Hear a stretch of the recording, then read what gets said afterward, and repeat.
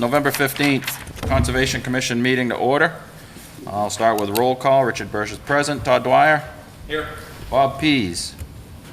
Katie Childs? Present. Carl Luck? Here. Jack Rabbit? Here. Ken Jones? Yes. All right, moving forward, do we have any public comment from the commission? Yes, we do, Mr. Chairman. As discussed, I would like to share with... If we can just do the public first, and then you can do the... Okay, sure. I'm sorry. Any public announcements from the public? All right, seeing none, we do have a request by one of the members to give a brief presentation on National River watersheds future forecasting. In a sense, yeah. Essentially, last week we had a chance to attend the National River Watershed Association's annual meeting, which we remember, and they had an unusual guest speaker in that they basically, Matt, can you throw that up?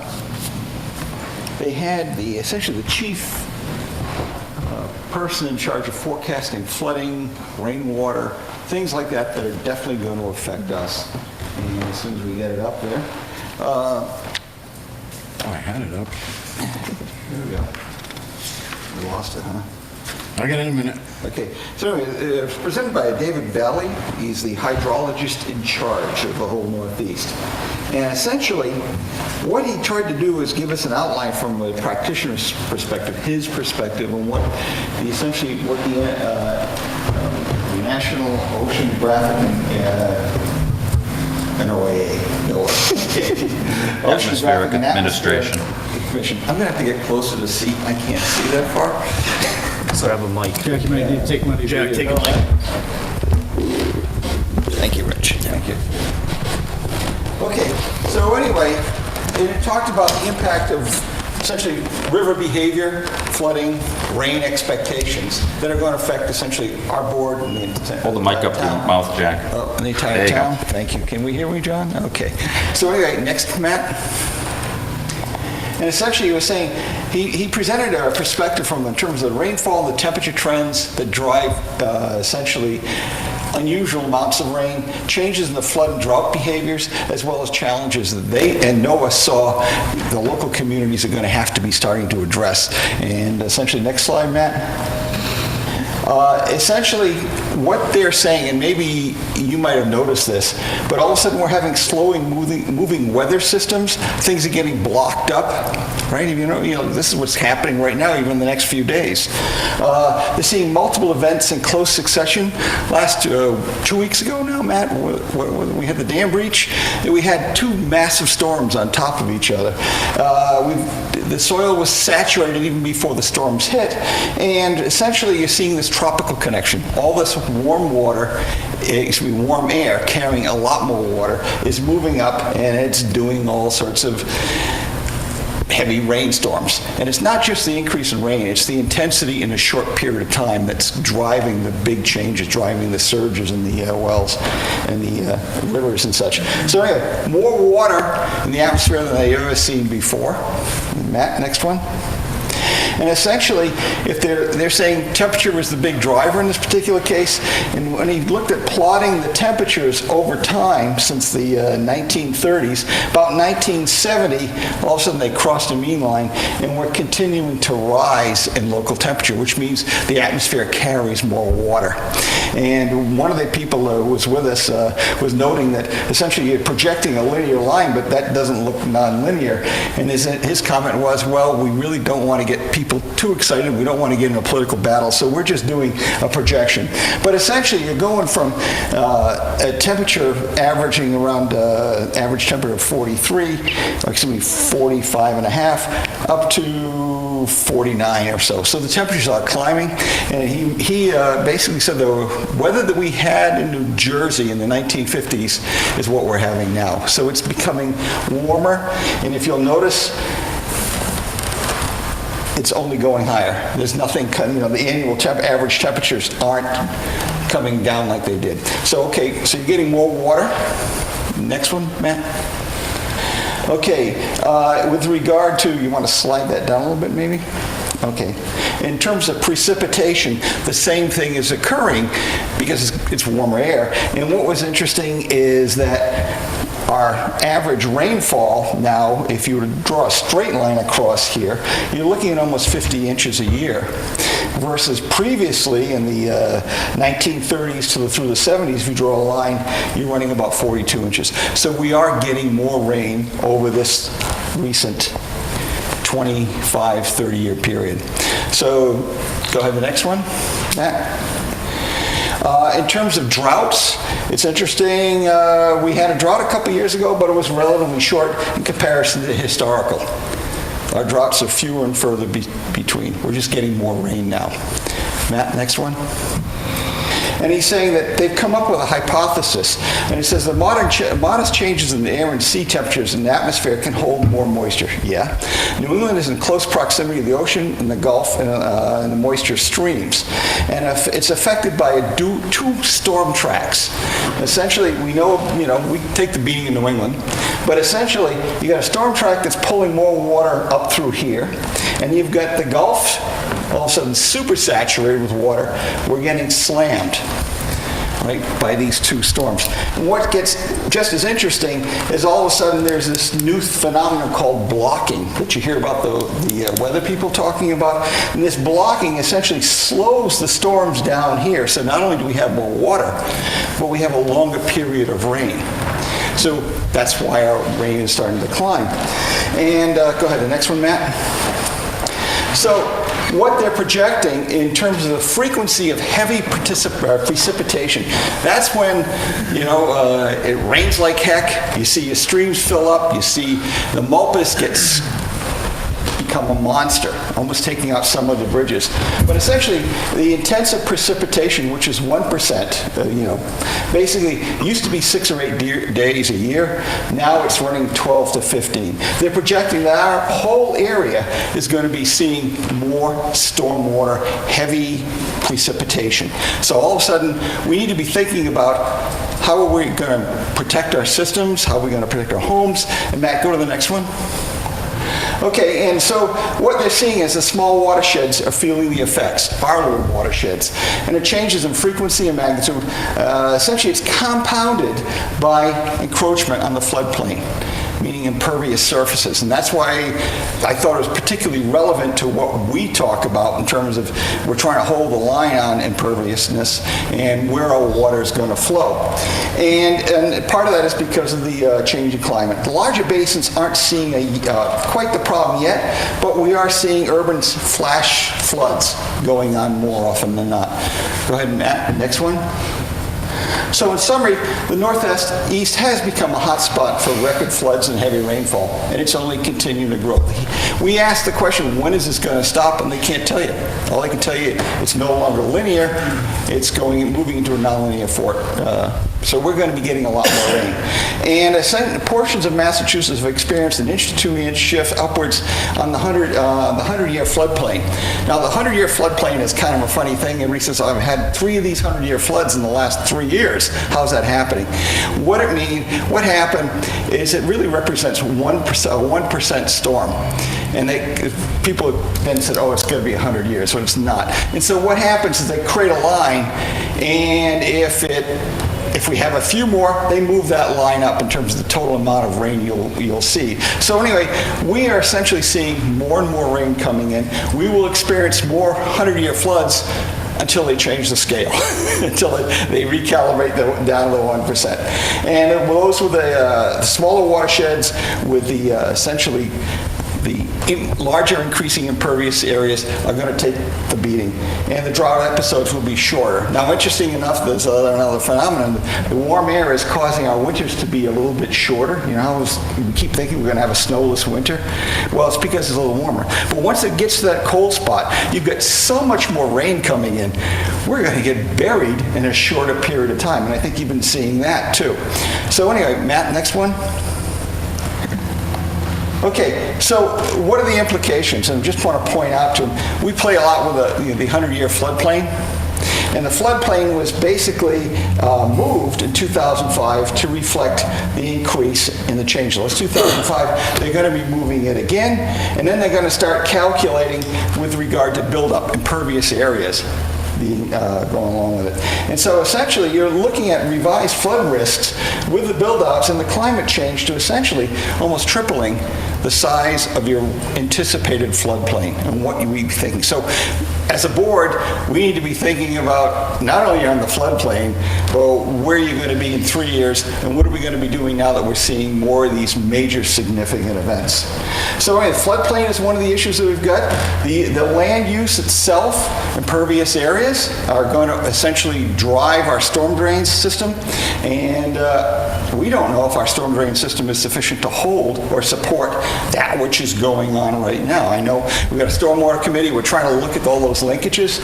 Infrastructure, I think we need to be thinking about, do we get really hardcore about 50 feet, in terms of away from the water's edge? The dam spillways. The good news, Hickory Hills is redoing their dams, but we also had a dam breach 2 weeks ago now, Matt, that there was something new. It could have gotten real messy if I guess it wasn't just a spillway and eventually they took the dam on. I'm not sure of the whole thing. But the question is, how many more of these do we have in town that we know about? And, are we looking at those dams? The drainage requirements, and that was nothing, it hit home real well this weekend when we went out on the site visits. And we actually went off Butterfly Lane, and we walked down there, and we ran into this pile of neighbors. They all came out, right, Todd? And we asked them when we were at the end of the new detention basin, and we had, how did it work? And they go, oh, it worked great. We had 2-3 feet of water. It did exactly what it, and that was perfect. But was it really being maintained? And then we went up the other end of the street to the other basin, and we had trees growing out of it. So the question becomes, who's going to own this, and how are they going to be maintained? Do we even have a list? I've been around town for a long time. I don't know, has anybody ever seen a list of all the detention basins we have? And how are they being maintained? Are there going to be funds to keep those? Because if we're not doing that, we're creating all sorts of problems for the residents with regard to local flooding. Non-pouring source runoff, Lancaster Road, we got a lot of those running. What's going to happen? How are we going to treat that? We haven't looked at that. The hardening of critical facilities and property, all they're suggesting to us now is look at flood insurance, and we should work at telling people if you're on a flood plain, it might not be a bad investment for you to start considering it. And how much risk are we willing to accept as a town? So what I'm proposing, Mr. Chairman, is that we have a planning board, we have a conservation board, we also have a stormwater committee, and that we start looking and developing some sort of a rules and regulations that would go along supporting this long-term trend. It's something we're going to have to worry about for tomorrow, but we need to be thinking about it right now. And that was the pitch. So without further ado, I'm done. Thank you very much. Anybody have any questions? All right. Moving forward with our first hearing pursuant to Mass General Law, Chapter 131, Section 40 is amended. The Town of Lunenburg Wetland Protection and Municipal Bylaws, a public meeting on a continued request for determination by Michael Tufts for the construction of a paver patio and 2 decks within a buffer zone at 48 Oak Ridge Road. And I saw Mike. Okay. You guys want this outside? Yeah. Sure. Yeah. We did not. Okay. Okay. I have some handouts. Okay. Yeah. Pass them back.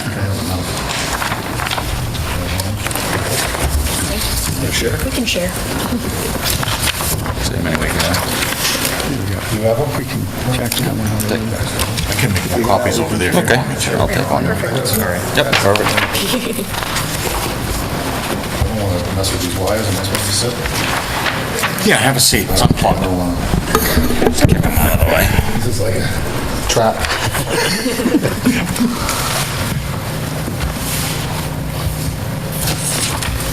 Okay, sometimes I get so many wires wrapped around this stuff, I feel like RoboCop.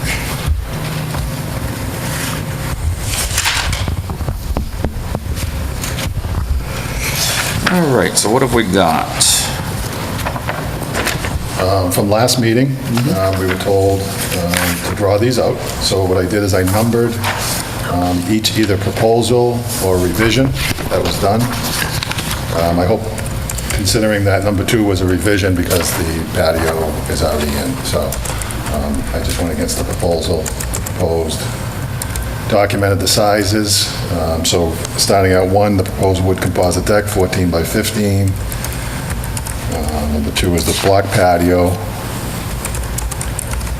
That's 14.6 by 30. We are proposing the new beach area, which is 10 by 18, number 3 down the bottom left. We're proposing to plant 2 2-inch trunk-sized trees at the shore's edge. We went to the nurseries, found some, well, dogwoods as of right now, but it was pretty cold, so we kind of were quick in our shopping, to be honest. But we have researched, we did grab a few tags. Those were 5 feet tall, and they'll grow to 20 to 25 feet max. I also put on at the shore's edge, which would be on the drawing, 6 feet from the shore. I don't know if there is a stipulation or a distance, but I figured 6 feet and then 10 feet or more apart to plant those to the right side of the property. And then last, or 2 more things, was the proposed new grass areas. That's the green, which the sand would be removed. But there already is grass on the left and right of the shoreline from the pictures that I gave last week. But this is just to enhance and show what we're doing, how the grass is going to continue on through what we're proposing. And then to exclude number 6, upper left, to exclude that proposed deck, to remove that from this proposal. And then in summary, the proposed deck falls short of the no-touch zone by 1 foot, which we measured and noted on the drawings last meeting, along with the patio that is actually, the new patio is actually 3 feet further from the water's edge than proposed originally on the drawing. The beach area now will be shrunk by almost 2/3 size down to that 10 by 18, which was originally 22 by 30. And then I said the grass added for permeation, vegetation, I hope I used the right word, permeation, along with 2 new planted trees, and then to exclude. I also put the existing dock just for a location marker to show where it is. Yep. That's what we asked for. And we would ask that we would be approved to put in our deck, and that these drawings meet the standards. I do thank you for drawing it out, and it's a little bit easier to take each one step at a time. All right, so I guess the first one to start with is the way he's got it listed out. It's a proposed deck.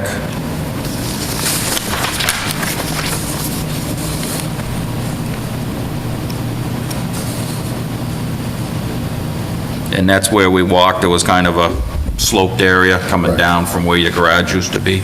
Correct. And you're sticking it out past the edge of the house, and it looks like it's into the 30-foot no-touch zone? It falls 1 foot short of the 30. Okay, 1 foot short. Yep. Okay. 1 foot, short of the 30.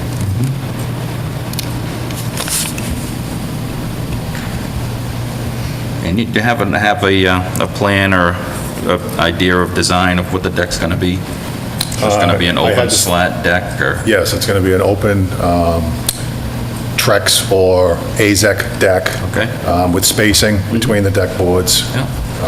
With actually only 2 railings, because it only needs to have 2 side railings because of the way it's proportioned into the house. It's basically, as you can see on the drawing, it's just a little further. So it's just going to be a typical deck. We just wanted to use the AZEC so I don't have to stain it every year, I guess. Paint it or whatever. Makes That's it a what lot recommended to me. easier. A So lot easier. Mr. Chairman, just a question on the deck while we're on this. Yes, yeah. Are there, I don't see any stairs or anything. Are you not going to be able to get from the deck down? Or? It will attach to that patio. It comes out, the patio is actually right at the corner and the deck, so there will be 3 stairs down to the patio. Like parallel to the house? Correct. Yep. Down the side there? Yep, with only 1 railing, because we wouldn't need the second railing, because it's right against the house. So it's coming, whatever the width of stairs are, 3 or so feet? 3 feet, yep. In front. Yep. Okay, good.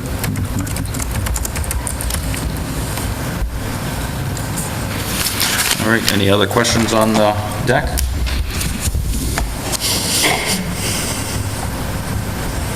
Okay. The second one is a revised block patio, which is the one that was in place when we walked out on site. Oh geez, must have been a couple months ago when we were out there, okay.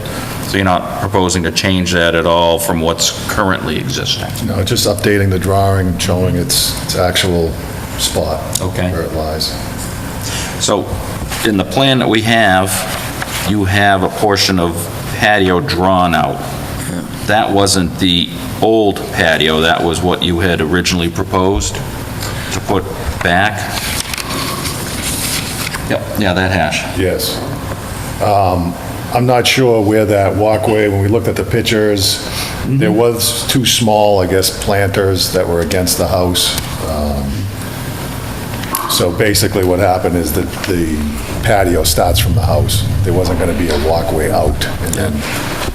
And actually, that would have pushed the patio even further, Okay. So closer my to the understanding, water. Mr. Chairman, that was on the sort of, the drawing that the engineers... The septic drawing. Okay. Septic drawing, Yep. so it's a separate. Okay, so that drawing in there wasn't any patio that was already there? That was just your proposed, I think it was there. No, there was a patio there. Okay. Yep, and that's what the footprint of the patio was? correct. Okay? We had quite an exhaustive discussion last time about where the patio was and wasn't. And I think that, it's sort of depicted where it is on the plan, but there's photographic evidence that it extended further than that actually did. So I feel like, to me, we've hashed this out a lot, and I think that the drawing that is presented is what we asked for at the last meeting, so. Okay. So no questions then on the revised patio? Proposed new and existing beach dimensions. I am happy to see that, because that's actually the historic size that I could find for the beach. From when we had walked out there, the sand had just kind of migrated all over the place, so I don't have any issues with that. Any other issues with the proposed new dimensions of the beach? Nope. Are we going to have some sort of boundary around it, or is it basically just going to cut out the lawn and the sand will go to the end of the grass? Yeah, actually, the way that section of yard lawn goes, the proposed lawn will go, it jets out, then there's a small retaining natural, well, I guess it was man-made at some point. Okay. But it kind of tears down. So there's a tier, which would be right off the patio. Yep. Level. Yep. Then it tears down, maybe drops a foot, maybe. Okay. And that would be the actual beach. Okay, area. so that's going to be your... That would be the border marker, right. And that's 10 feet up from It's the water's actually edge? exactly 10 feet, that's where I got Okay. that measurement from. So just on the beach, because I'm looking at the picture, so basically what's there now, the condition along the lake will stay the same. You're just going to make it smaller. You're not going to change. Right now, the beach kind of goes down, and then there's rocks all along. Yeah, those rocks should be repaired at some point. We were going to propose maybe at a next meeting or bring it up on an agenda and see what we can do there. It's falling apart, as you can see. I think I brought some pictures last time too of how mangled it is, but we're not going to touch it. Pile of rocks, yeah. But, okay, so you're not going to touch At this that point, Okay. Okay. yep. Proposed new and existing grass areas, so basically everything out front that's not lawn will be grassed. Correct. Okay. And proposed new plantings of 2 trees. All right, the only concern I have about that is there were at least one significant tree on the other side of the property. I'm not sure if you had any plans on replacing that one.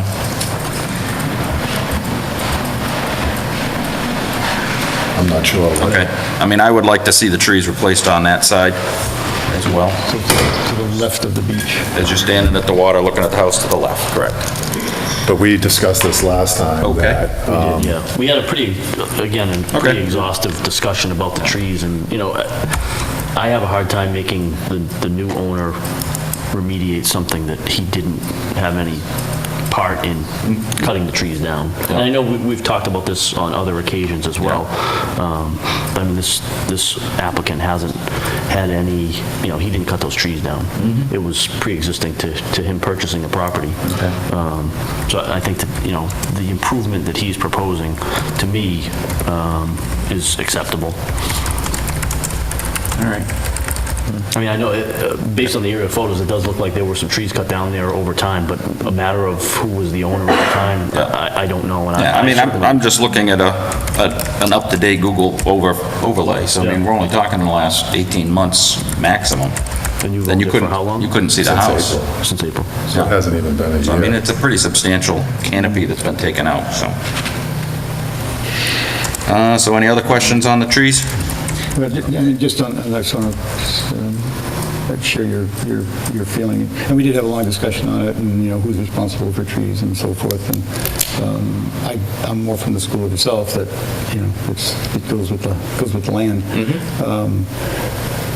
But we didn't, at that time, it was just, you know, the applicant did say he was going to put some trees in, so we said, okay, let's see what you're going to put in. Okay. I was hoping to see more than two skinny little trees down in the front, though. Okay, so that as far as you're concerned, the trees aren't, I mean, the trees weren't discussed, the placement? Not that- no, The or the placement- number of them. Okay, so this has just been presented? Yes. At this point, okay. All right. Again, I myself, I'd like to see a little bit more, just because the canopy, like I say, was very substantial very recently.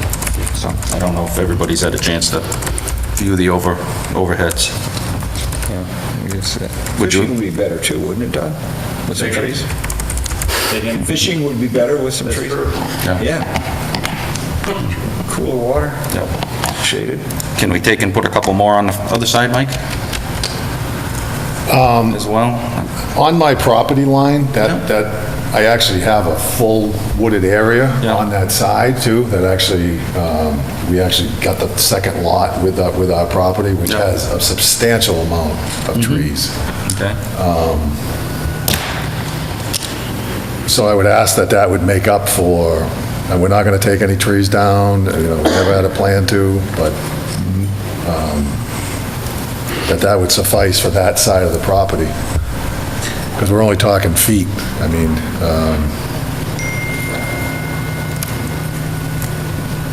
Okay. so I would ask, at this point, and financially, for me to get more trees, might be tough at this point. I get 3 years.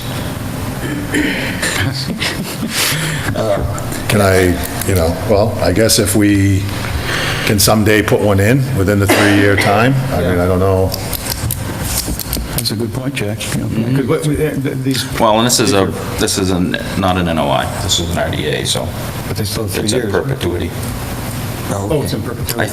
Well, as far as putting the trees back in, I mean, we'd want to Just stay. either say, yes, they have to, or then he's on his own at that point. I don't think it's something, if we don't have it on the plan. Yeah, so worst case, it's, whatever we approve has to be done in 3 years. Yeah. It could be longer than that, but the worst case is 3 years. Yeah. Honestly, I didn't have anything to do with the other trees, and I'm proposing to put 2 new trees, which will grow as big as the house, actually, to 20, 25 feet. Yeah. 2 of them. If they're that big, you want to split one, put one on one side and one on the other? Well, we do actually have trees. On this side of the beach, there actually is a tree or 2. Yeah.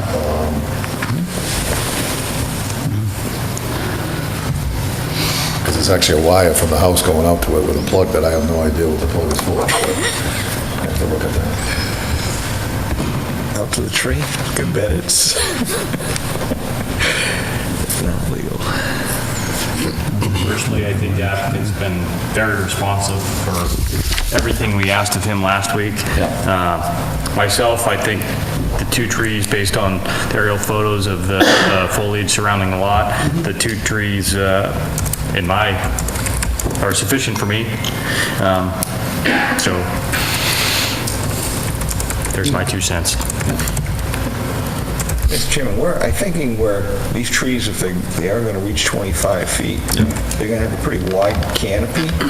And Mike, if you take one of those and put it on the other side, would that be okay? Well, they're already, I could move them, I could split them apart more, which is fine. I mean, I just came up with the 10 feet. I could probably do 20 feet between them, looking at the property line. Sure. But I do have, there actually is a tree on the other side of the beach. Yeah, this is... And it's probably 50, yeah, it's right there. Yeah, it's probably 15 feet. That beach is going to get smaller now, right? Well, that side will actually, that's part of the 10 by 18. Oh, okay. So you got something there. So there already is a tree on that side. Okay, Mr. Chairman, I don't have a problem then.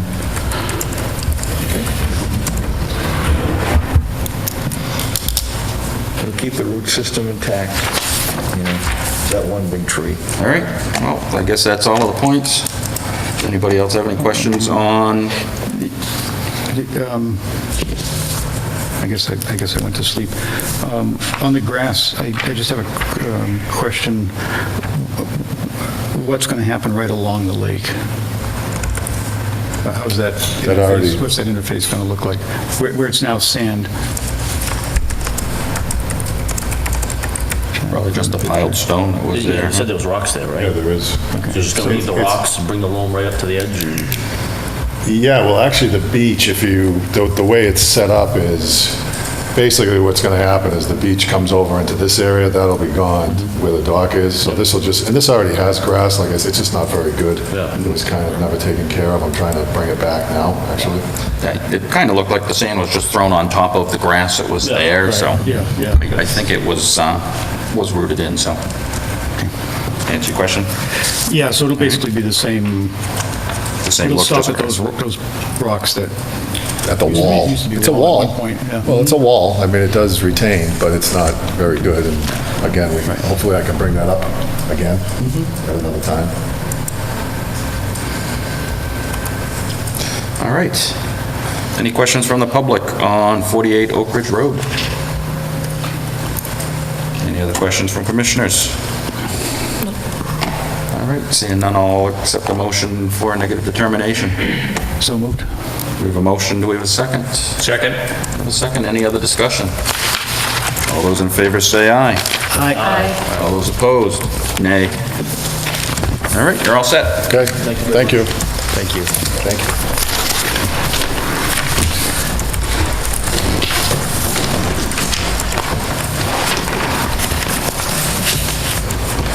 All right, moving forward. Pursuant to Mass General Law, Chapter 131, Section 40 is amended, in the Town of Lunenburg Wetlands Protection and Municipal Bylaws, a public meeting on the notice of intent for an upgrade of a single-family home driveway and a septic system at 390 New West Townsend Road. Applicants requested a continuance to the next meeting. All right. So at this point, Is it possible to have a short discussion to sort of make sure that we don't have issues at the next meeting, so we can keep moving forward? Sure. Get some questions. Hold on. The applicant's not present. Oh, yep. So the applicant, based on the commission site inspection, you guys wanted the lot staked out. Right. When I relayed that saying you didn't stake it out, so they didn't know exactly where it was, so they can't render a decision, he immediately said, you know what, I should have staked it out, you're right, I forgot, let's just continue the meeting. is So I understand- it on that vein? It's more of a procedural question, though. Okay. Is it something that would require a response from the applicant? No. Okay. No, it's more Proceed. procedural internal here. Yep, proceed. Because I assume what's in this agenda is what was put in the paper, and it's talking about an upgrade of a single-family home, and isn't this application actually for building a Should have been the single-family upgrade home? of a septic system with a single-family home. New house? Yes. Yeah, it's a new house. Okay. There's already septic system there. There was already part of a road and grading for the septic system there. Yeah, so just make sure to update the verbiage Yep. for the next meeting. All right, so I'll accept a motion to continue to December, whatever the first Wednesday in December is. December 6th. December 6th. So moved. We have a motion, we have a second. Any other discussion? All those in favor of the motion say aye. Aye. All right, moving forward, pursuant to Mass General Law, Chapter 131, Section 40, as amended, in the Town of Lunenburg Wetlands Protection and Municipal Bylaws, a public meeting on an amended notice of intent for the restoration of a wall, grading, planting, and consideration of a wall replacement at 70 Oak Ridge Road by Elite Construction and Design. Good evening, Jamie. Engineers love the regulations. Keep them coming. Good for business. We'll keep you dry, though, Jamie. That's Don't get okay. sued later on.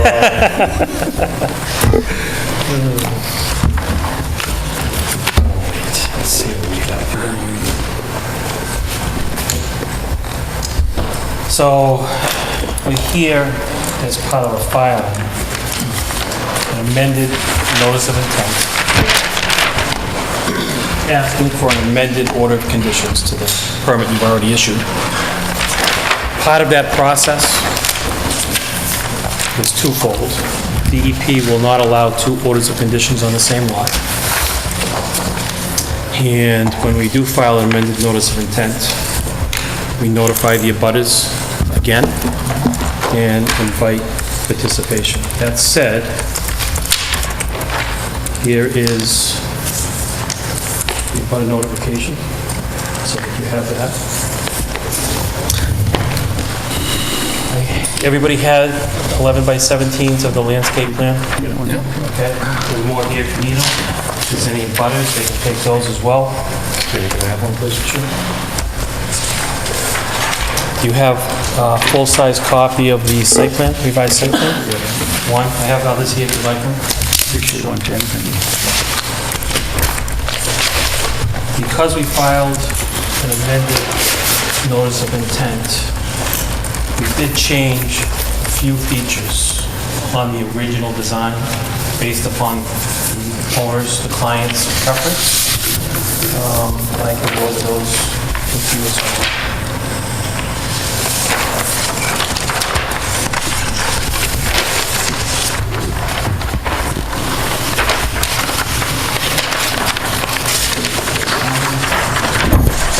That's the same one. Okay.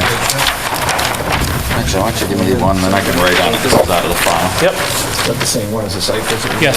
Yep.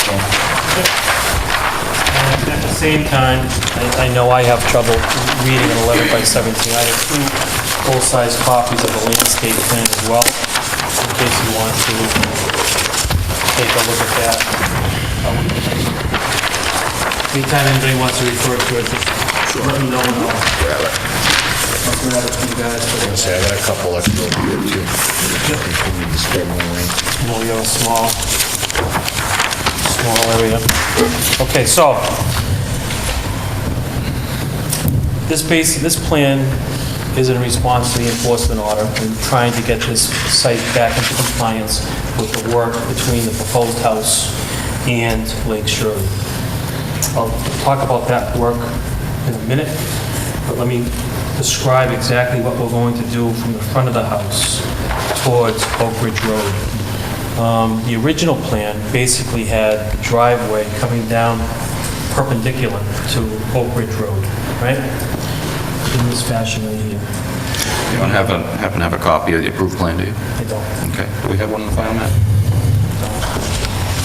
So it came down straight, and at that intersection, put a catch basin as requested by the commission, piped it across the street.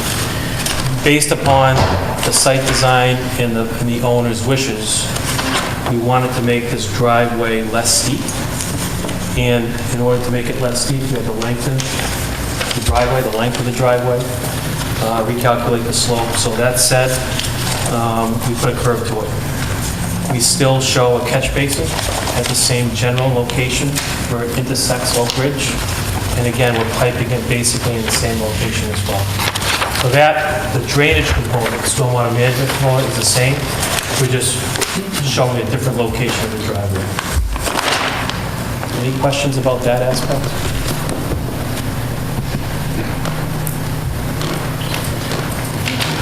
This is the original. This is the plan that was originally approved.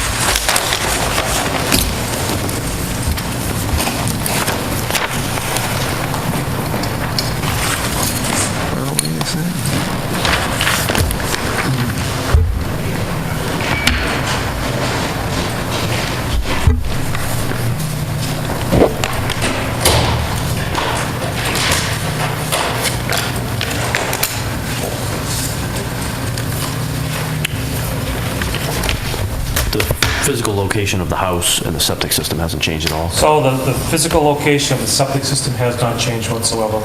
The house has changed, we've actually made it smaller. Same location, there's a little more space now between the abutter Fortin in the house. I think you shortened it by what? About 4.5 feet. 4.5 feet. Yep. And it looks like you've slid it away from the lake as well. What's that? Slid the house away from the lake. On the approved plan, you had the corner right on a 50-foot, Yep. and here you have it off a Yep. couple feet. Exactly. Okay. At which point we changed the grading as well over there. What typically happens when we file a site plan and we have a general architectural plan of the house, the proposed house, sometimes the house gets tweaked, and when it gets smaller, kind of move it away. So when did you make that change? Because we were over there the other day and the foundations were all poured. and Yep. everything. Yeah. Yep. So this was done, The foundation, the house is the house is in the general same location as before, within a couple of feet. Okay. Not closer to the lake. And on the Fortin side, Jack, you pulled it we in, pulled it away from the lot line. and then you About poured the 4.5. foundation, right? Yep. Okay. Yep. In fact, I think the materials have already been delivered and start things. Oh, this, so the Fortin side is on the... Let's go. Got it. Okay. No, upside down, yeah. I've got one if you need it.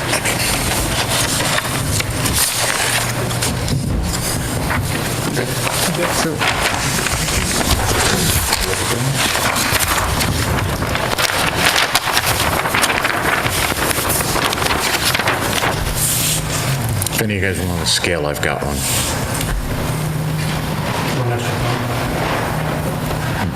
Okay.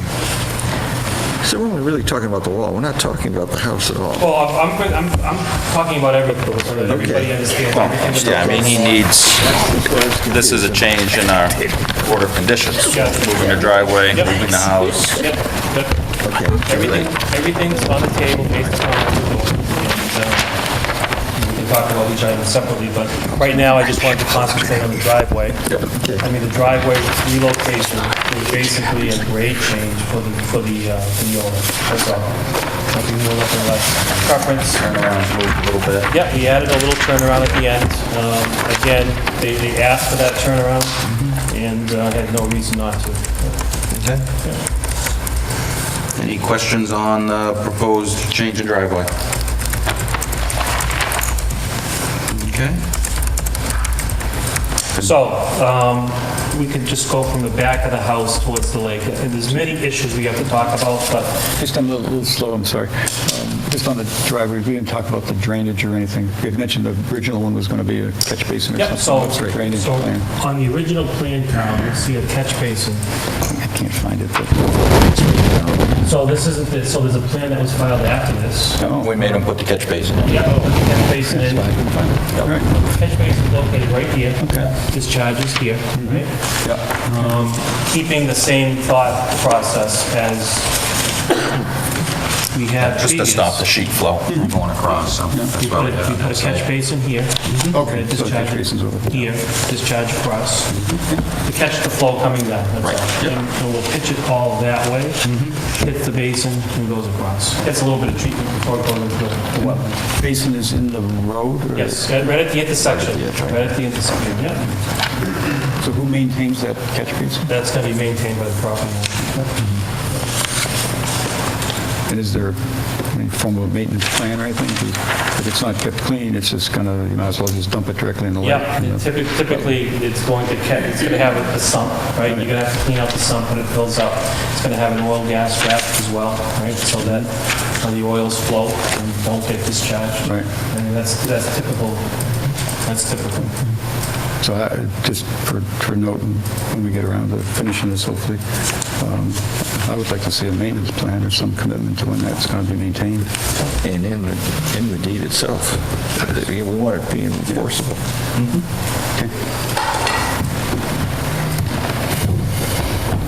It's all on the owner's properties. This is not anything different than we had before, so same conditions that you had before would be fine for this as well. Okay. So from the back of the house moving towards the lake, right?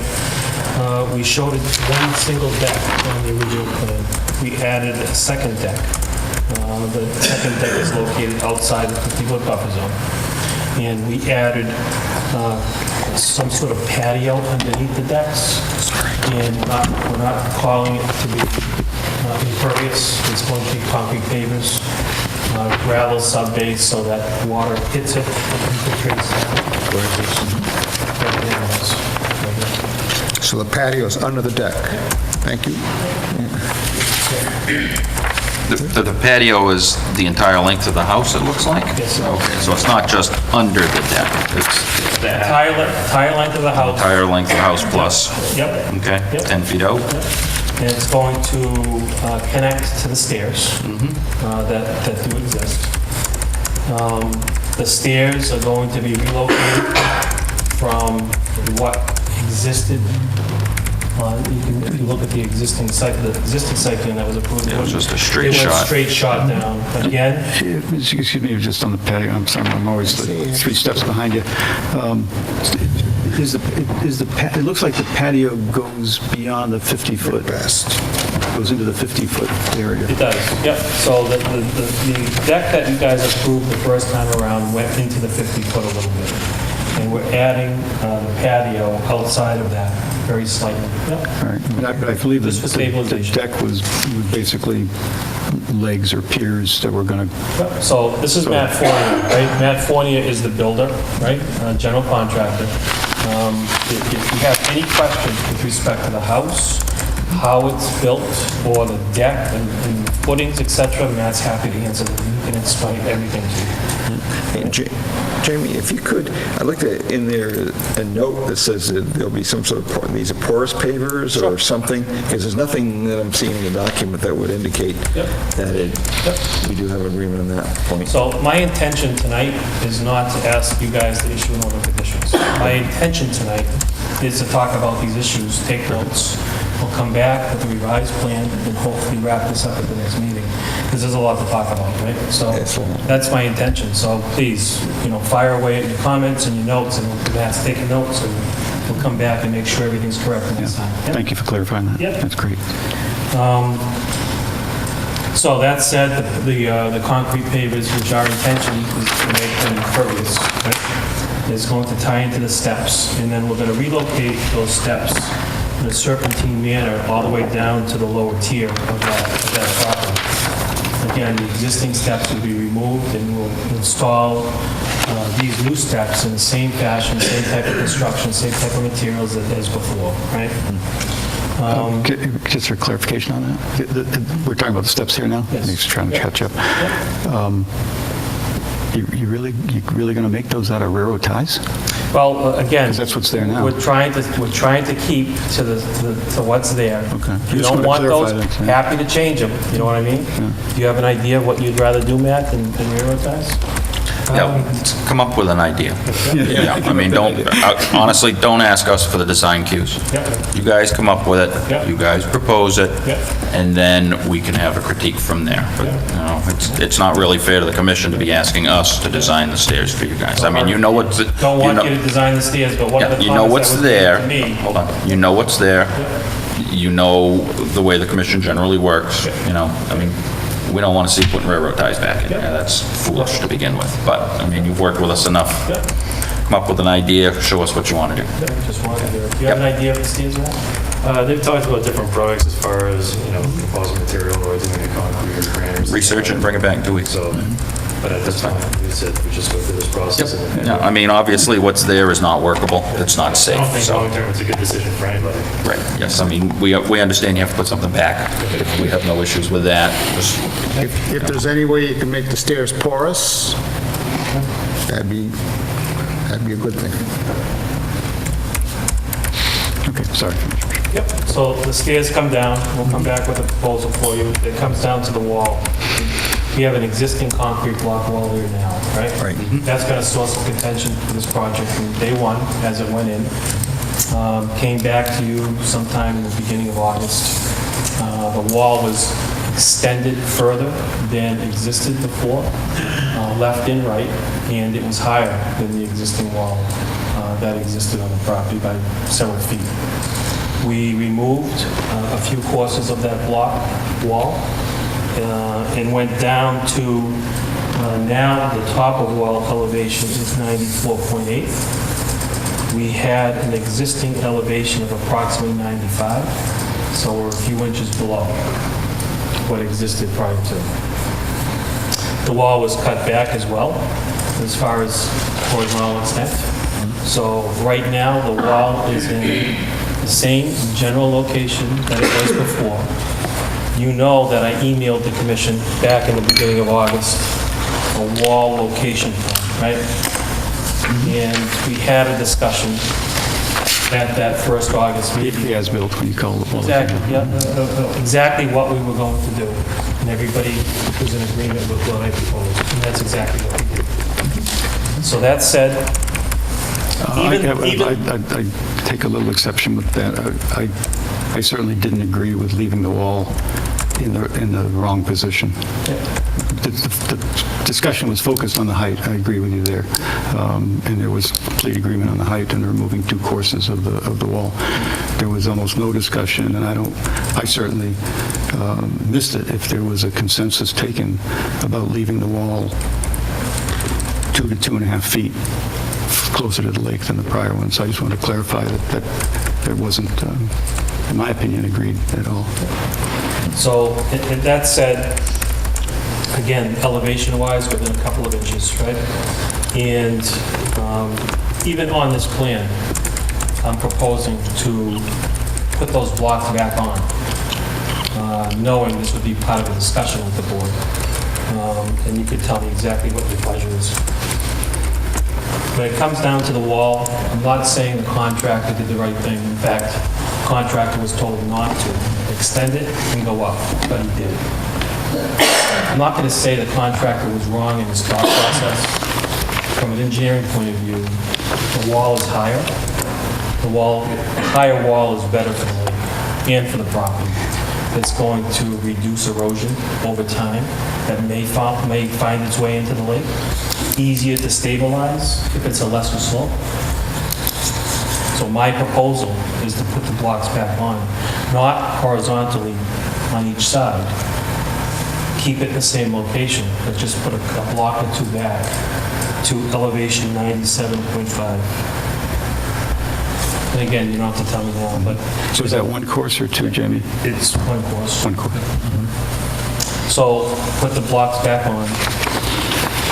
That'll lessen the slope and it'll help us stabilize that whole area between the wall and the patio.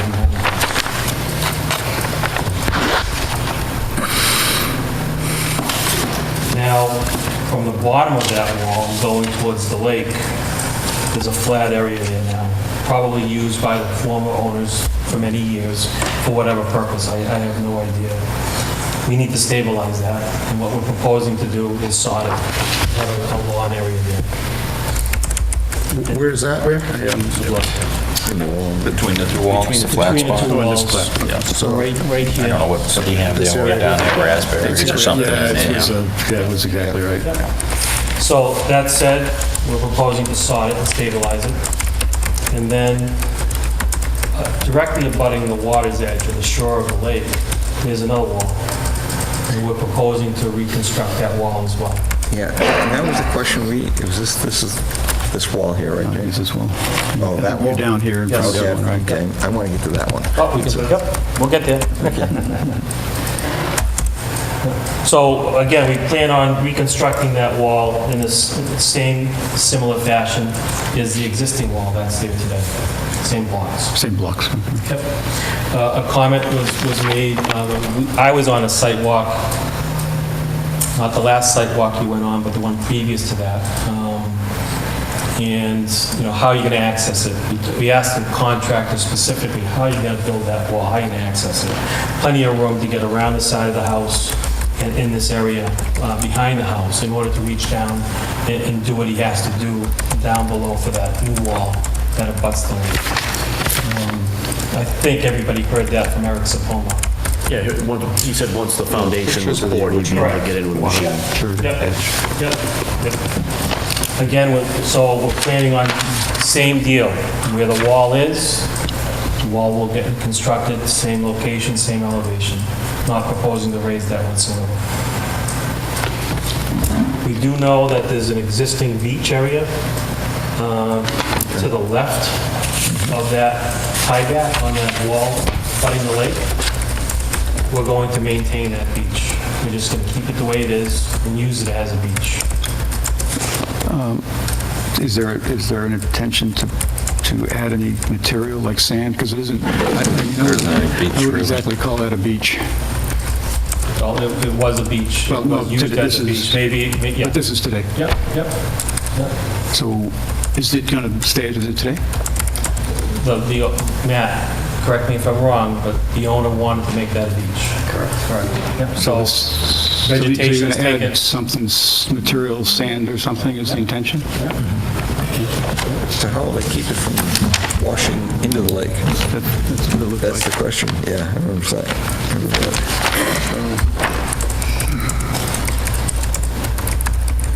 So we get to your question, Jack, about the other wall, right on the other The side. top of the wall, yeah. The way you've got it written, reestablish existing wall, match material with other on-site walls. This is basically a rock wall. Smaller, and you'll keep it a rock wall? That was our intention. Yeah. Okay. Yep. On that side of it. Now, the reason for that is, again, we hired Andrew Leonard, right, as a landscape architect. And Andrew Leonard did the landscape plan that you see, and we can talk about that next as well. But everything, if you're at the house going down those serpentine stairs, everything to the right, we're going to keep natural. We're going to keep natural the way it is. There's no reason to go over there whatsoever. If there's a rock wall there, we want it to be a rock wall before and after construction. And there'll be multiple plantings put in there as well. So the only comment, and Talking about this wall, matching the material. Both of them. no, both. No, Now, we're saying No. that you gotta change the wording a little bit because Material on this wall. this, okay, so what we're proposing is this type of wall construction will be this type of wall. This type of wall over here will use existing material, which is stones. So you want to use these great big bin blocks Yes. along the water's Yes. edge? Okay, so when you're talking about the material, you're talking about this material. I mean, you're talking about this material, you're talking about what's there now. Correct. So, And the problem is the wording. Yeah, on the yeah, the- outside. I think you need more extensive notes that better defines this and delineates it, because it's pretty ambiguous right now in my mind. And again, the purpose of coming here tonight, obviously, is to make the presentation, but get feedback from the commission so that the second time we come to you, we're going to have everything exactly the way everybody wants it, the commission and the owner. so I think the other notes, for me anyway, calling it, match material with other on-site walls is referring back to the wall that's there, the new wall that's there. But that's the same note here. So it's the note on that wall that's the problem, because it Okay. implies it's that block. So my presentation this evening is going to be, that's going to be a stone wall. Just a Over here. dry lay stone wall. Exactly. Right, and then the wall directly in front of the new wall that was constructed is going to be of the same material of the wall, the block wall, right? So, but I'm looking at the picture. So the new wall with the rocks on the left. That didn't hurt anybody's ears out there. This area here, Correct. we're calling this a wall. Okay. But the new wall is going to be no higher than this wall, which is probably a foot. It's going to be a stone wall, reconstructed. Okay. Yep. And generally, we usually have those be a 45-degree angle or those kind of things, but, okay. We'll let him finish the presentation, then we can just take everything one at a time to give our feedback. Okay. All right. One quick question about the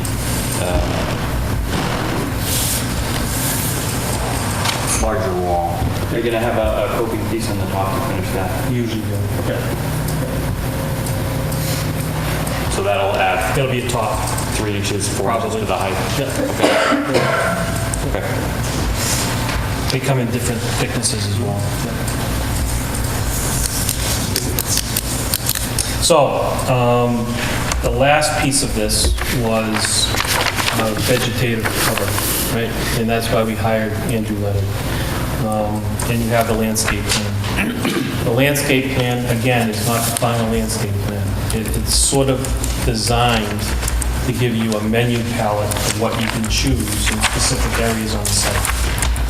For instance, let me just use you, Rick, because you're centrally located here, but in the area between the two walls, directly behind the house, this area right here, that slope, if you allow us to raise that wall and lessen that slope, again, it's going to reduce erosion over time, and it's going to allow us to establish a different type of vegetative cover as opposed to a steep slope. And this particular area, you go over to here, and there's a whole bunch of shrubs that can be chosen. Shrubs that spread, right, and have cover over the whole area. Andrew Leonard proposes to have an erosion control blanket put down and native shrubs that spread in that specific area. How many? If you tell us what type of shrubs you want on the menu palette, he will spec them out and say exactly how many and how to plant it, and do a planting plan for that area. He did not want to do vegetative ground cover, the vines, so to speak, because they're not native, and he did not recommend any of that within the 50-foot buffer zone to the lake. That was his recommendation. If you go to the trees in the back, again, he's recommending 2.5 to 3 inch caliber trees.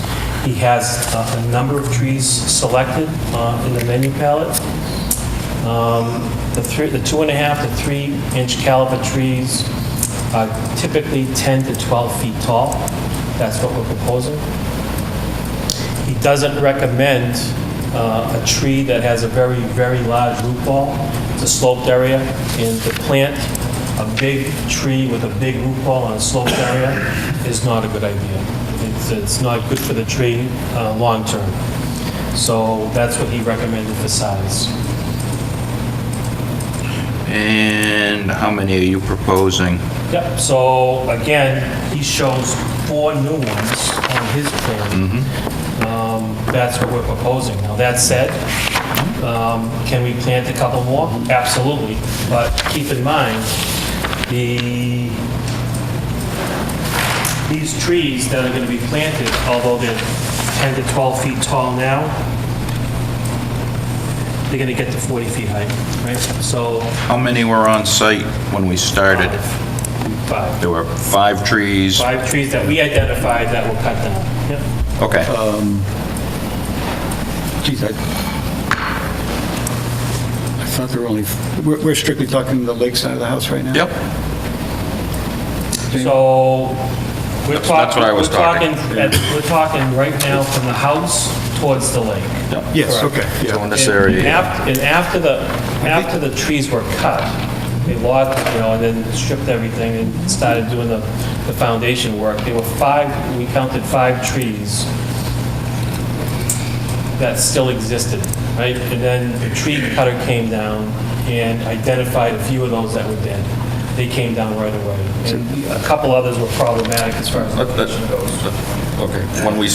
Before we started the project, when you got your permit, how many trees were from the front of the house to the lake? I don't know.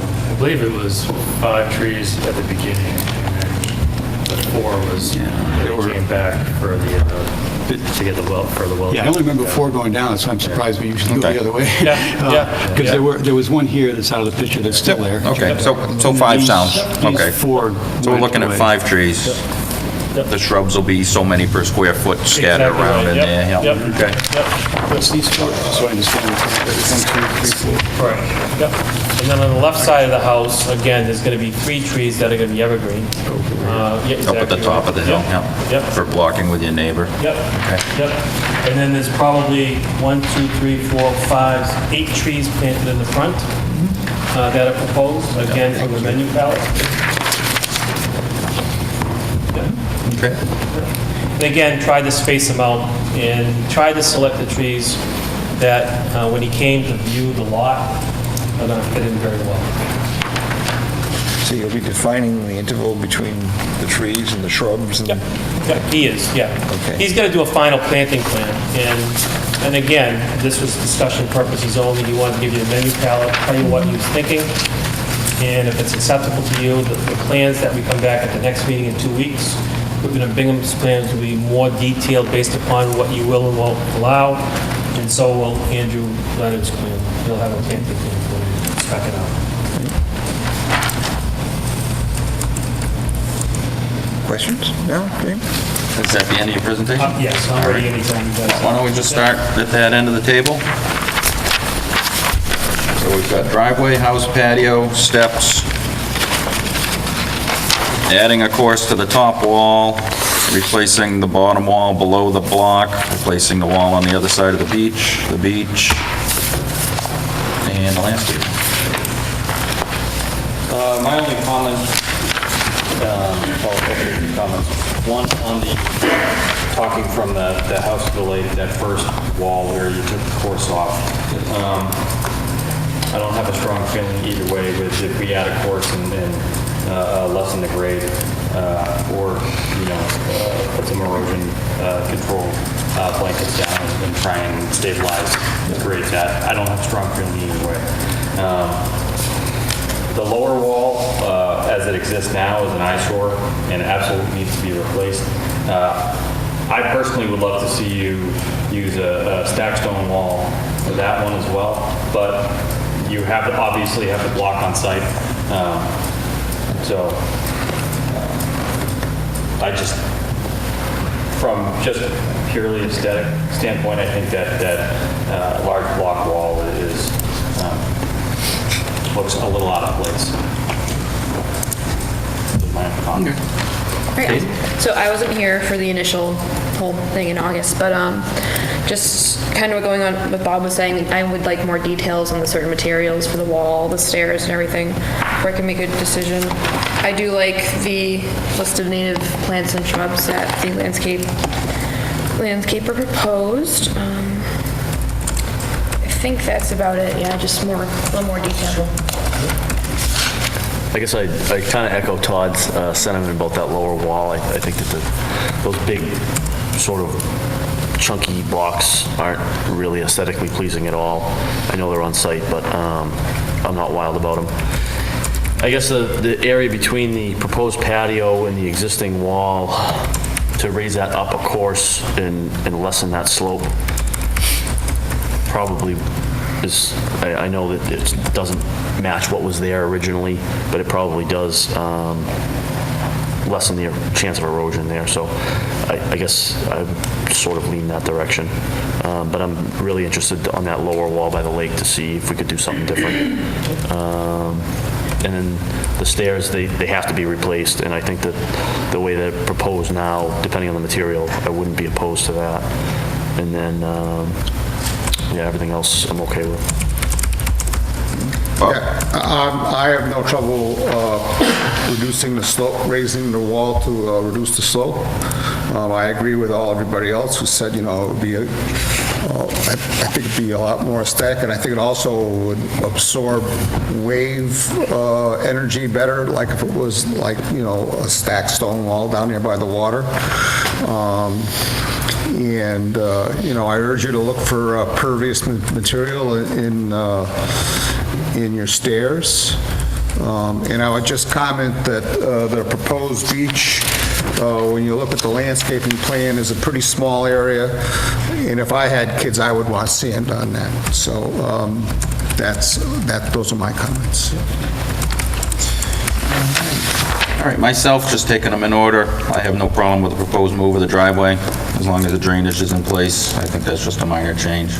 The house sliding away from the water is certainly a better thing. Gives you a little bit more space in there. I do have a problem with the patio in the 50-foot no structure zone myself. I just tend to be a stickler for that, especially where there was no patio up there to begin with. If we could try to keep that at the 50-foot and out of the zone. The steps coming down, again, what's there has to be replaced. It's not workable. If we can just get a design on what you're looking to do, back in the same scale of what you have there. Of course, you'll have to have a railing. I do see you have a light or two proposed in along there. As we get to the bin block wall, it's very disappointing that was done the way it was. It's encroached in the 30-foot. Taking it as just a wall, if it was not in the 30-foot zone, I don't think I'd have a problem going up another course and releveling that. Of course, I'd be willing to agree to making that a little bit better area, adding the bin block.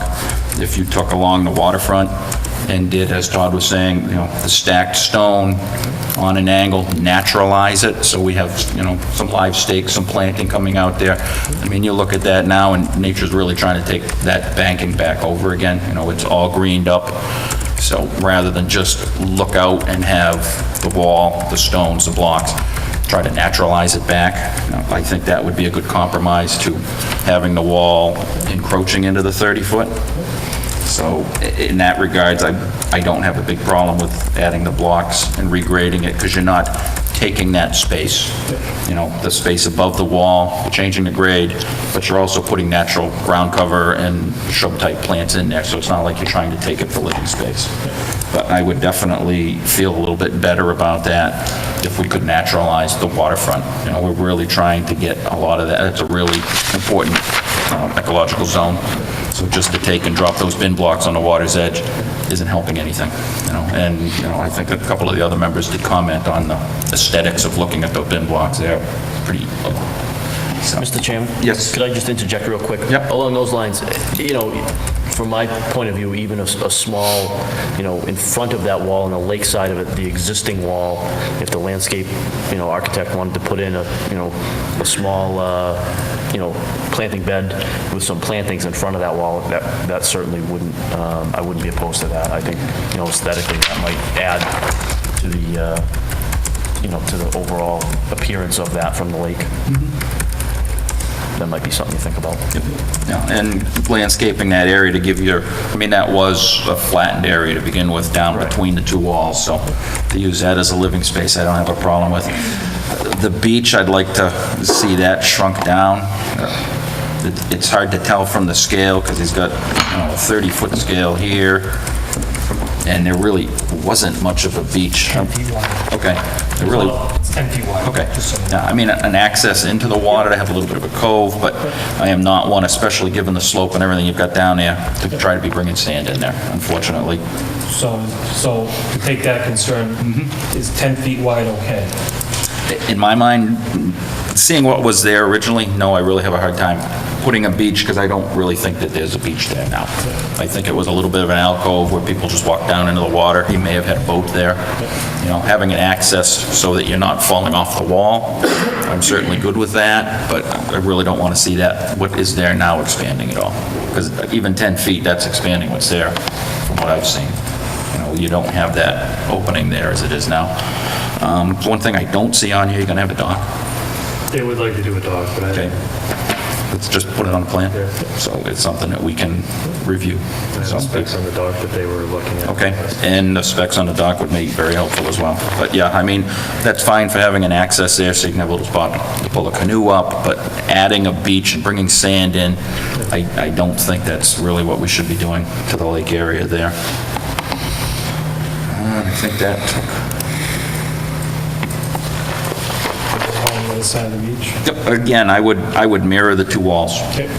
I really feel strongly that we should be trying to naturalize as much of the lake bed, as much of the lake edges as we can. You know, they've really, and that's one of the problems with the lake. You just wall it all in, it becomes a bathtub. You know, you just don't, you kill off that whole ecological zone where you have a lot of activity, a lot of things that help clean the lake and purify the lake, and this lake certainly has issues. So building the way that they had has contributed immensely to the problems that the lake has now. I think when we're doing revisions, if we can put it back the way it should be, I think that will go a long way in time to helping the lake out. So I think that was it. And just reviewing the plans, I mean, if we had 5 trees down in the front, should have 5 trees back up. I'm not really too concerned with the selections as long as they're from this list. Just in looking it over, they're all native species. So they certainly will add to the habitat area. That's the extent of my comments. Carl? Okay. Tough acts to follow. I agree with most of what has been said. So starting on the non-lake side of the house, my only comment on that side is what I made before, is that the catch basin, I'm very concerned because they won't operate correctly. So I would be looking for a maintenance plan that would be part of the order conditions and in the deed, so the next owner would know about it. The patio, I share the same concerns as the chairman. We wouldn't allow a patio, that type of construction into the 50-foot zone, so I don't know why we would allow it here. We've told people they can't do that, so I think that needs to get pulled back into the 50-foot. The decks, I understand, and I personally wouldn't have a problem. It looks on this drawing like maybe one of the legs of the deck would go into the 50-foot in the sonotube. We've allowed those kind of things into the 50-foot before, so that's been accepted. But that patio, I definitely would like to see out of the 50-foot. The wall.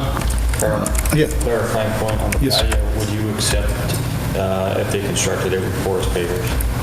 So everything infiltrated in?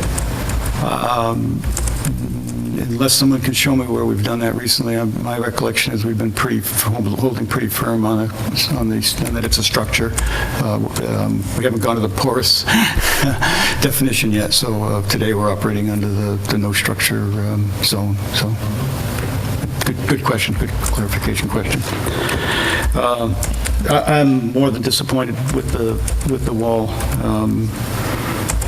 and I won't go into the whole history of how we got there, but that whole front there was due to things that were done without authorization, and now we're being put in a position where we're being asked to accept things because they're there.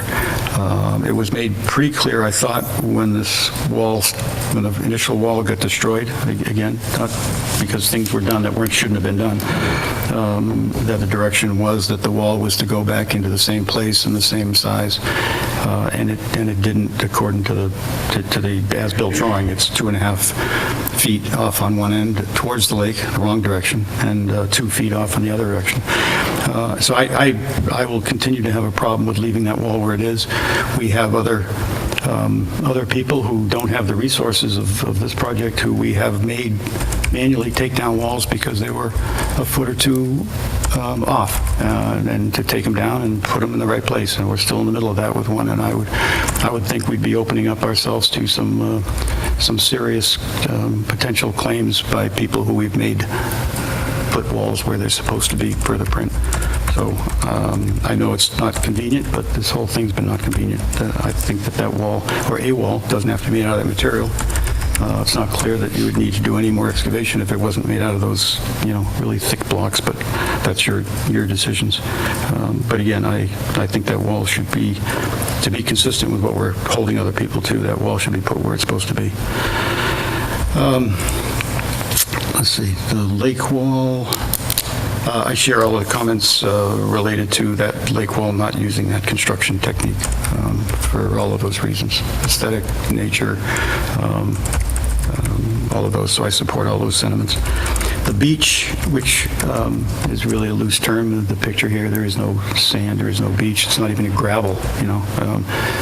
We can call gravel a beach sometimes, but that's not even gravel, it's grown in stuff. It may be 10 feet wide, you know, there is a gap, I agree, there is a gap between that wall and the stone, the 1-foot-high pile of stones that go down. So there is a gap there, and I think the people need access, and so I certainly support, you know, maintaining that gap. But putting sand there, it's not what's there now, so that would be an increase. And we have told people before, there's no beach, they can't put sand, and certainly not on the lake's edge. So I would be against anything that would end up with sand there. The wall, as we call it, to the left of that beach, I mean, it literally is a foot off the top of the water at best. So as long as it stays that height, generally we, ask that those stones be at the 45-degree angle, hand-placed stones along there. That would be consistent with other rulings, and I think that would be fine. Plantings, I think, I think that's good. Those are going to be big trees.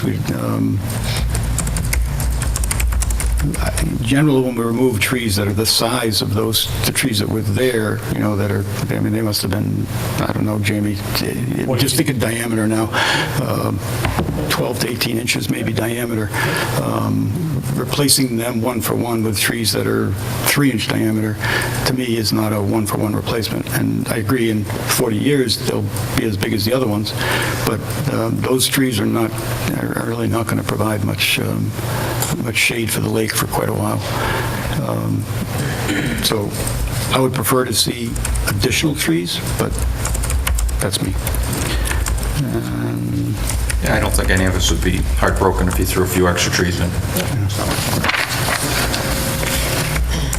think I went around the whole property. Hey, one quick thing I just didn't note on here. Do you know the elevation of the underneath booklet around there? We'll just mark that on there? Okay. Just where we're working right on the water's edge to make sure that we're not filling or encroaching. After that presentation. Yes. I can make a comment as well on you had mentioned the footings for the decks.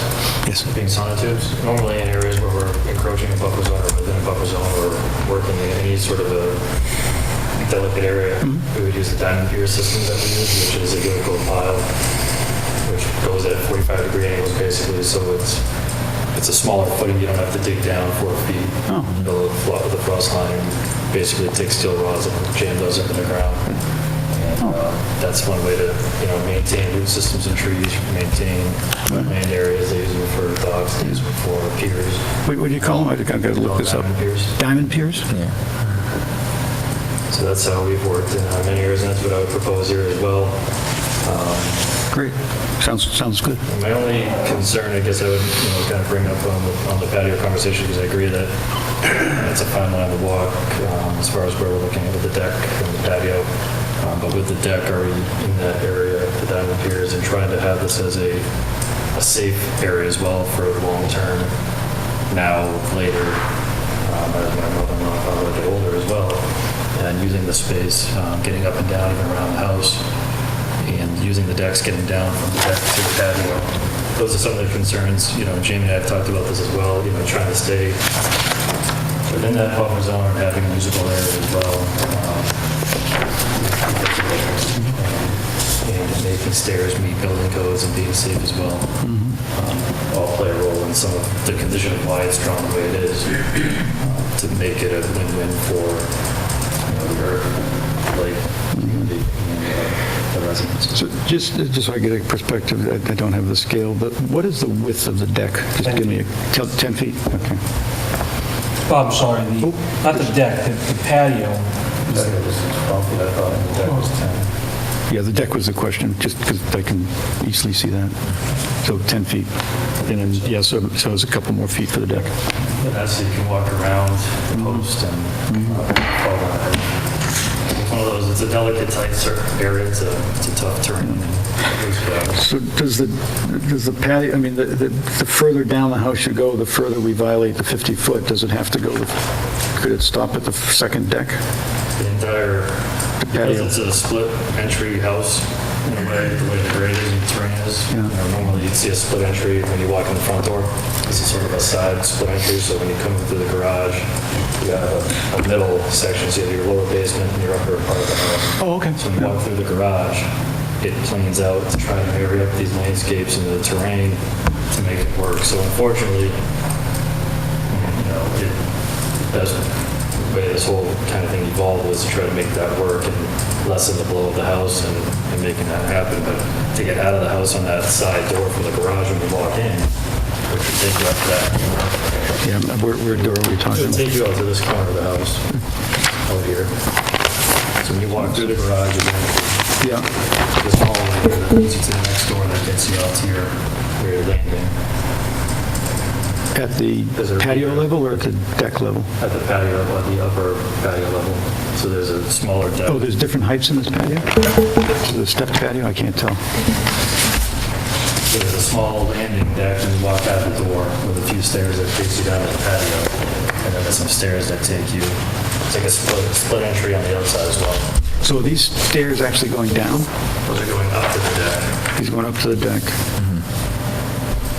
And this white area here is at what level? At the patio level? It's about 4 feet or 3 feet above, somewhere like that. Above the patio, okay. And then there's another 4 feet or something up to the deck.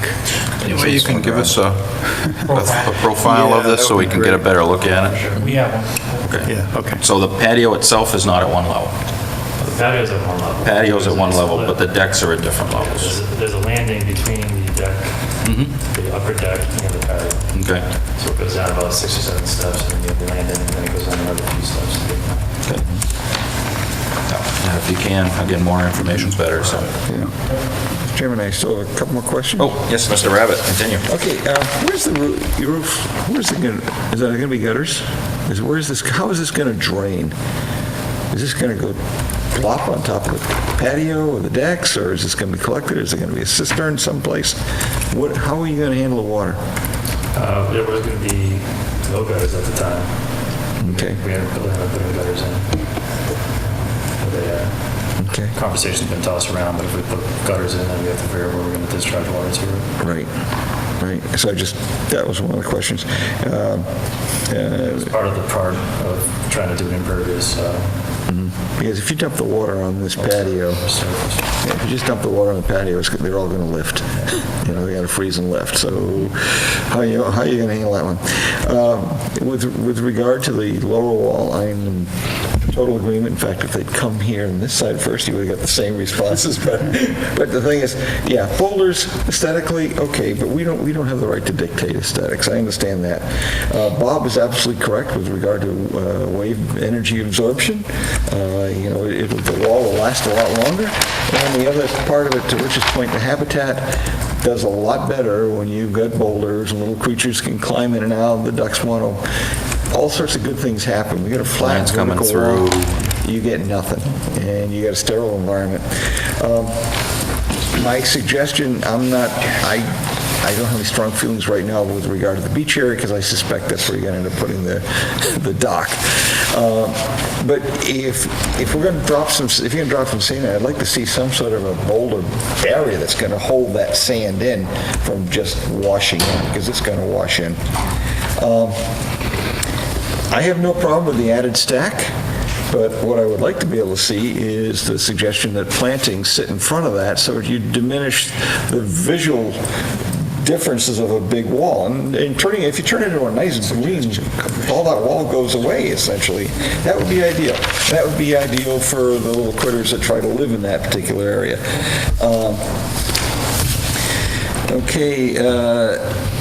I'm not a big fan of the patio going into the 50-foot, and you'd have to give me a real good argument for for why we would do that. And then, but that, if you're going to do something like that, we're going to put a rain garden in front of it, even though it might be porous.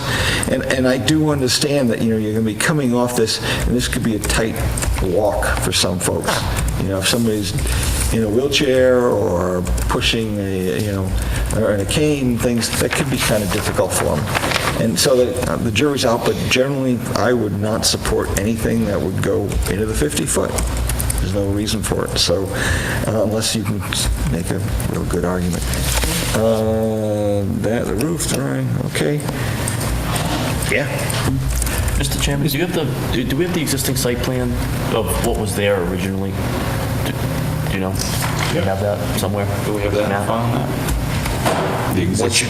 No, the existing. The original existing house? We don't have anything showing the Oh, original. yes. Was it overlaid on anything? Yeah. It would have been overlaid on the plan I showed you earlier. I was just, I didn't know if we had it tonight. It was drawn on the original plan. Before we designed it? Yeah. I can bring that- Way back in the original, but not the plan we just looked I at. think it might have been. This is the original, this is the first plan. Is that where the house Yes. sat before? I'd be interested to see right there. where this house is compared to where the original house was. Yeah, it's right on, it's on here, Bob. Well, that's the original approved plan now. Yeah, and that's the Yeah. existing house is It on does have that little square, yes. little tiny thing. But while he's looking at that, because I missed one point that, and I don't want to disappoint any of my fellow commissioners here. On my favorite wall, the extra layer, I didn't comment on that.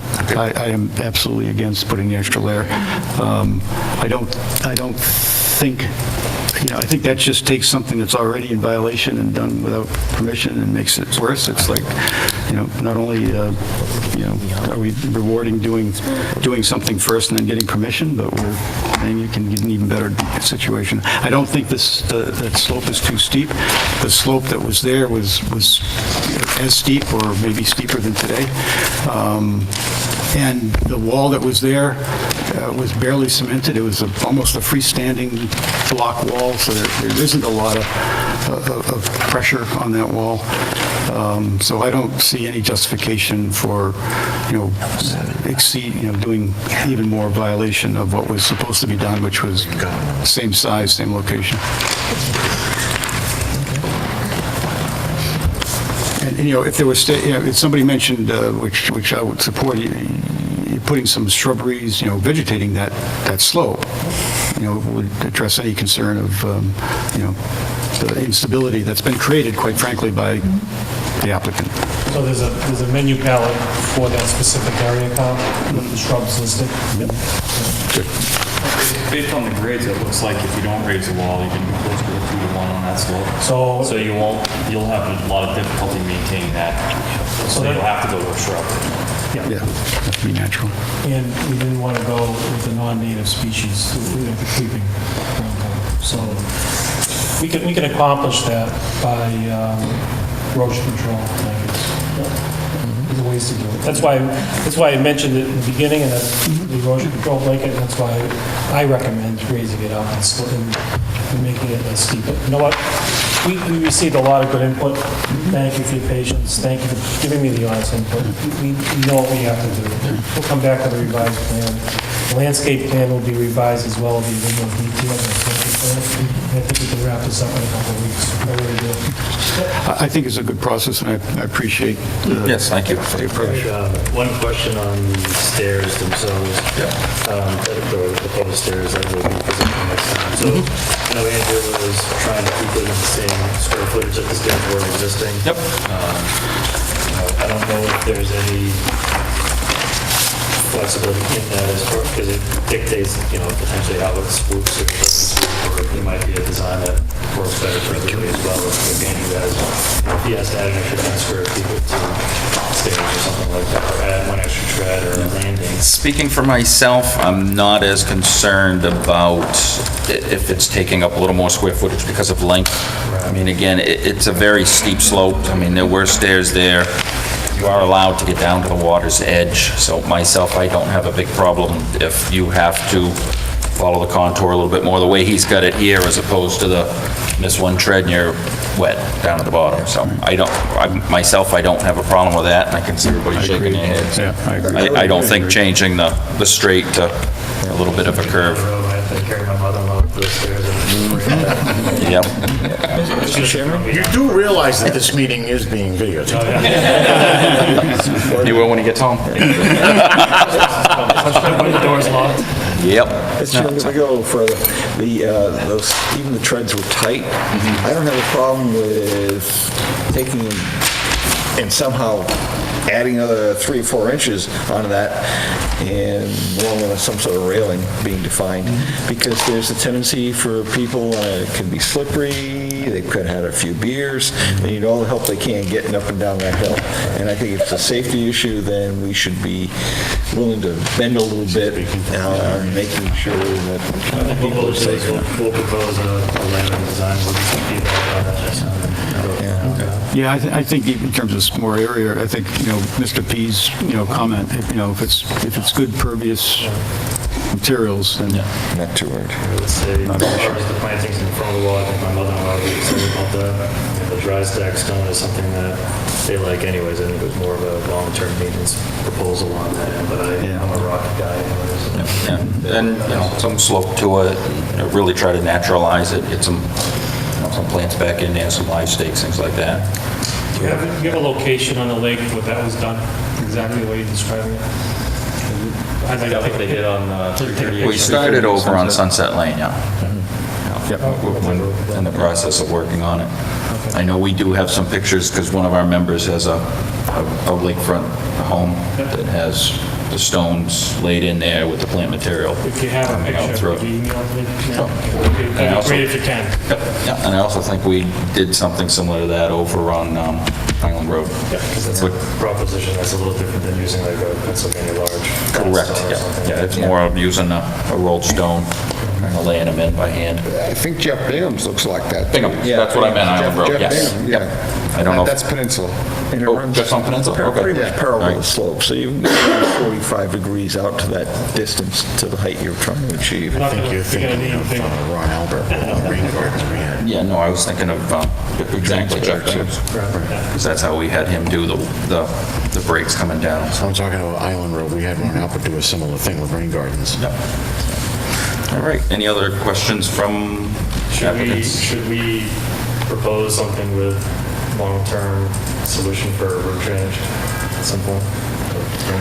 Is that something you'd like to see? Certainly wouldn't be a bad idea. I mean, if you can't really have the water all shedding onto a brick patio Well, you did have without having long-term landscape plan issues. show the filter strip around the patio, something like that if you're gonna Does it, keep off the roof, it'd be good. And if you put in a true pervious patio, I mean, those absorb water better than anything else, so, It's just a matter of the base layer and yeah. the preparation of it. Any, The soils over there are pretty, any questions from the public on 70 Oak Ridge Road? All right, seeing none, with the permission of the applicant, I will ask for a motion to continue to December 6th. Yes. December 6th? So moved. We have a motion, do we have a second? second. Any other discussion? All those in favor of the motion say aye. Aye. Thank you, everyone. Thank you very much, Jamie. This is the 338 Sunset was what they're talking about. That's what the wall looks like.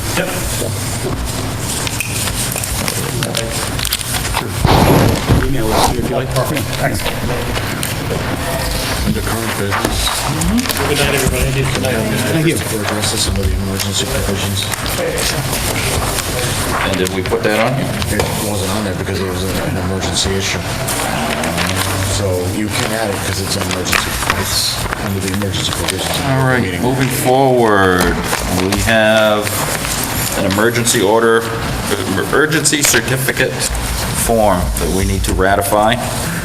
And we have somebody here to discuss what had happened.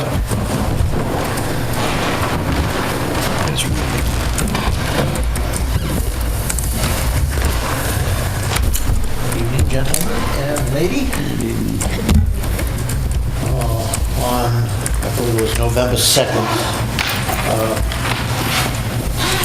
we had a breach of a roadway, a farm roadway, that was caused, first of all, the property is owned by Steve Violet, and it is formerly the Kilbourne property that he bought several years ago. The access to that property is on Kilbourne Street, and this has to be maintained as a legal access because he put this land under APR, and they have to have a legal access, legal frontage. It's an old farm road with a very old bridge on a stone culvert that is approximately 7 feet wide and 6 or 7 feet tall. Interestingly, through this whole event, the culvert is in great shape. The beavers made a very large dam in front of the culvert. So on the upstream side. On the upstream side. I'll just pass this on. Look at that. And as you have been discussing throughout the course of the evening's other presentations, we've had a lot of rain over the last 3 weeks. In a 10-day period, I think we had over 10 inches of rain. The last storm, I think, was about 3.5 inches on another project that I was working on up in Hubbardston, but I think down in Lunenburg it was a little bit more than that. Consequently, the beaver dam caused the impoundment to not breach the beaver dam, but to top the beaver dam, go into the culvert as a sort of an outlet, but breach the main road on both sides of the bridge. And that was the worst. Oh my gosh. Pass that around. Place myself here. And essentially, when I got there, we had, I would say, at least 4 acres of water that was 6 feet deep. The first thing I did when Mr. Violet brought me up was call Matt, and I said we had a problem, because this is Catacunamog Brook, flows into Lake Shirley, and if that dam were to completely breach, it would have been a major issue. So I called Matt, and he said that he would issue an emergency certification, and the very next day, we started to remedy the situation. So basically, over 3 days, what we did was take out pieces of the beaver dam very gradually. It took about 30 hours to get the impoundment down. I'm sure it was over 1 million gallons of water. And the way we were monitoring this so that we didn't have an impact on Lake Shirley, and I was also concerned, fortunately, I guess the boards were down on Lake Shirley, but they were also doing major bridge work on Catacunamog Brook in downtown Shirley, where that had all washed out. So the last thing that I wanted to do is dump a lot of water in Shirley and then have another major event down in the town of Shirley. So anyway, the way we monitored this was basically taking out a little bit of the beaver dam at a time, and I went down to the culvert that crosses Lancaster Avenue, and several times a day I would measure from the top of the culvert opening down to the bottom of the culvert opening.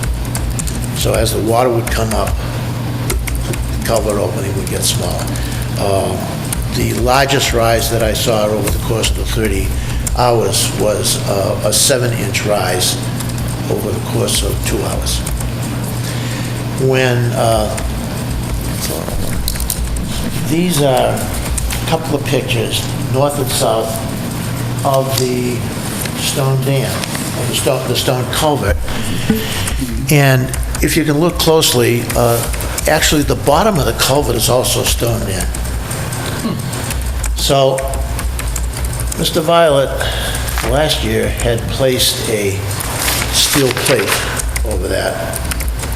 He does have land in Leominster off of Kilbourne Street that he does farm, so he does use this access pretty consistently as he goes back and forth. Oh, we walked on that, yeah, you can see.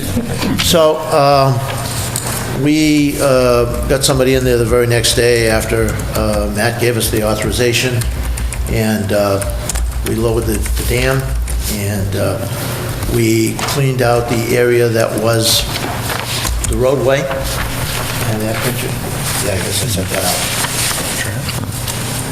And after that, we proceeded to rebuild the downstream side of the roadway. We brought in very large stone from Townsend. We built that rock wall. Matt had asked me if it was possible to get the material that had been blown out from the roadway. If we could reach it with the excavator, we'd try to get it, and we were able to get it. So what happened is the water came out over that road, it dropped down, it carved out a hole, and deposited it slightly downstream. Major concern for me, aside from flooding downstream, was also siltation. We were very lucky because the way the beavers had constructed that dam, when we did take a little bit of a bite each time, there was only a small puff of siltation. So it was nothing that, quite frankly, that I was concerned about. There was a little bit more siltation when we pulled the dredgings out, put them back in place in the roadway. If you are not aware, there is a downstream concrete gravity dam that had been constructed many, many years ago, and apparently this was part of a sportsman's club. I don't know if it was a Lunenburg club or whatever, but if you look at the pictures of the stone culvert, you'll see the front has got some concrete in front of it, and basically you'll see there's a groove on the front of the concrete, and that was obviously to put boards in to control what was going downstream. So at one point, I'm kind of concluding that you had the downstream gravity dam and you had an upstream impoundment as well. I don't know the history on this, but this seems to make the most sense. We came back when that was done. Actually, we never left. We did this in 3 days, and this is the final course that we put in on the road rebuild.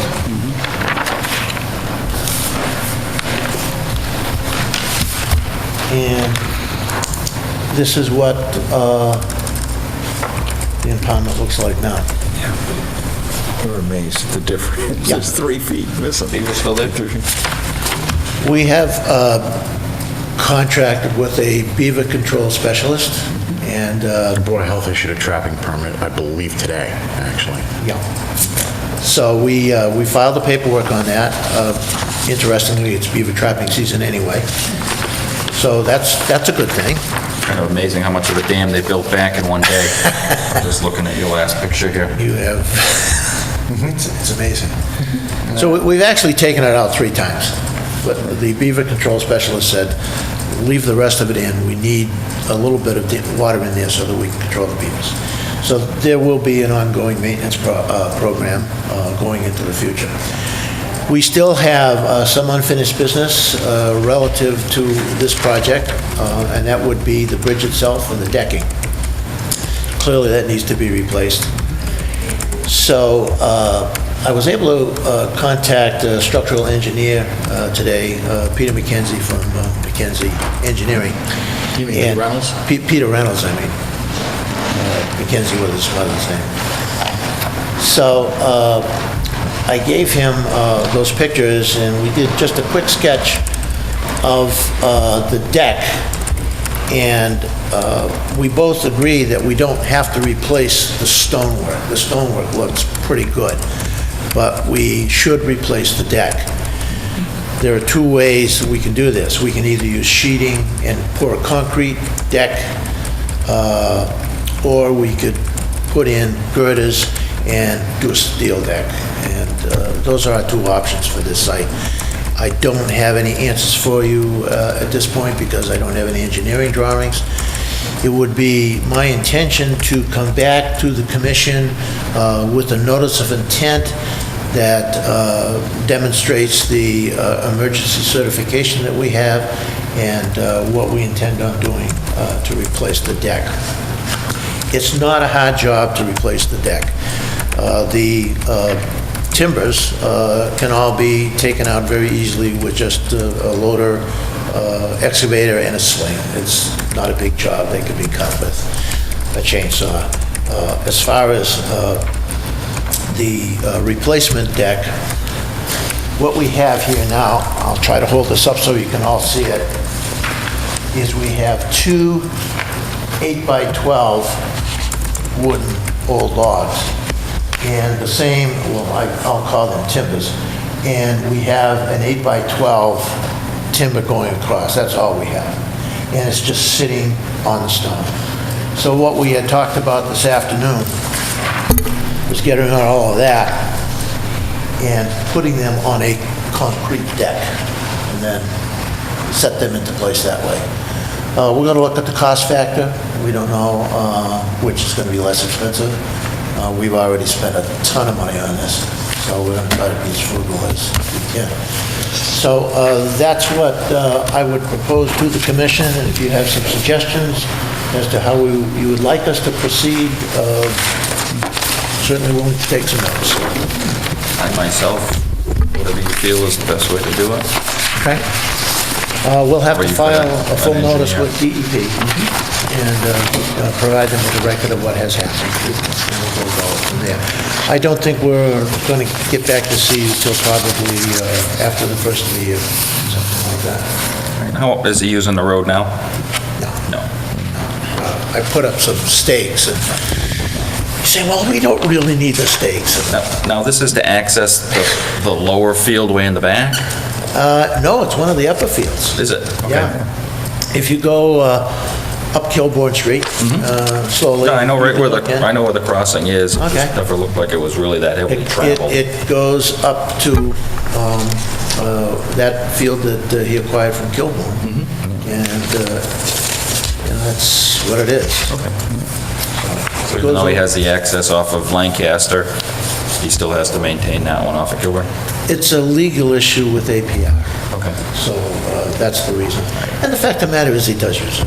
Okay. You know, and he was more concerned about the legal issue with APR than he was about the bridge. I mean, that is evident because we just put a plate on it last year. Yep. Well, you know, if we're gonna do it, let's do it right, get it done. You know, you're still a young man. I'm just curious, you have span is in the bridge? The width of the bridge, the span is about 8 feet. About 8 feet? The width is about 10. To tell you the truth, I forgot to measure it, but it's about 10, it might even be 12. So we'll have to get the engineer out there and figure out exactly what we've got, and we'll come back with a proposal and a drawing. There's not a lot that we have to do as far as protecting the resource.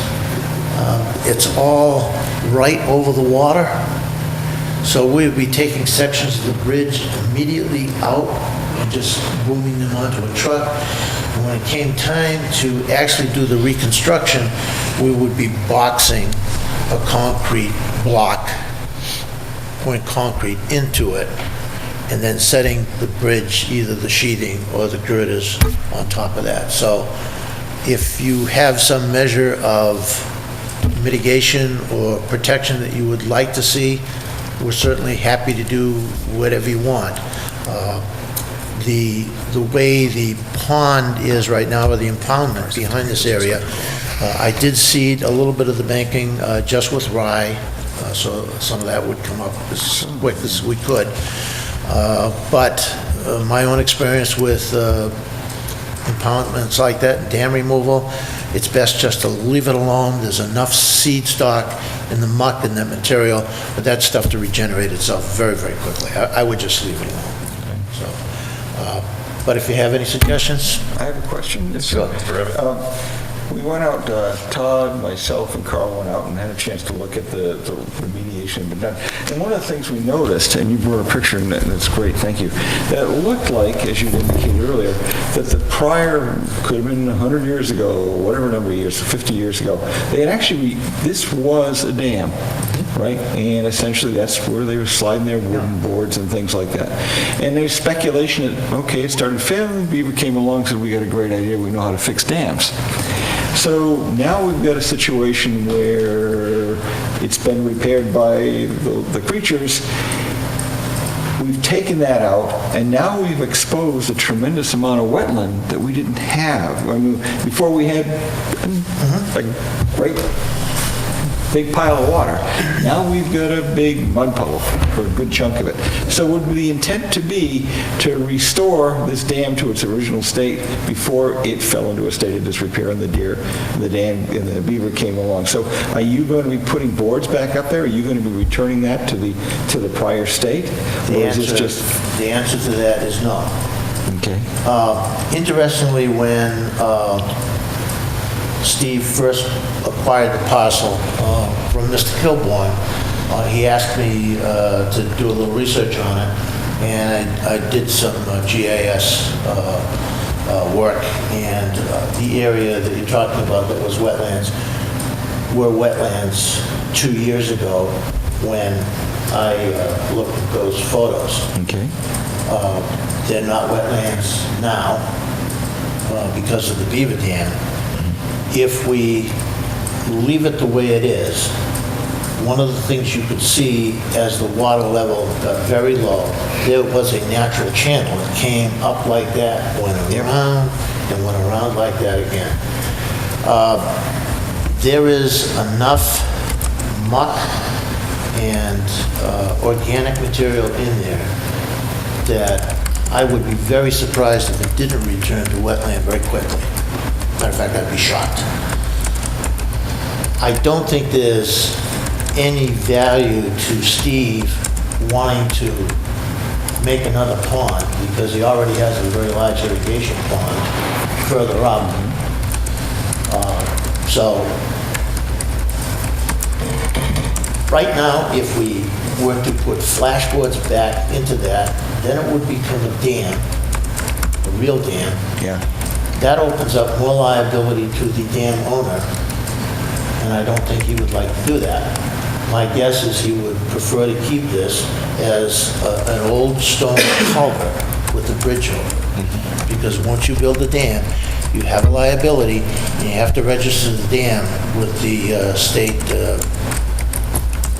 dam, what is it? Office of Dam Safety. Office of Dam Safety. Okay? And if this were to be maintained as a dam, I don't think that we could ever buy enough insurance to keep it that way. So the intention is to let it return to being a wetland with a stream that flows through it. That's what I'm always told. That would be the intention. Any idea how long the beaver dam had been in place? The beaver dam? I don't know how far back you researched it. I didn't see it on my GIS 2 years ago. Okay. All right? So it's a relatively recent dam. As we were taking it apart, it is fascinating to note how they build it. It's amazing engineering. That's all I can tell you.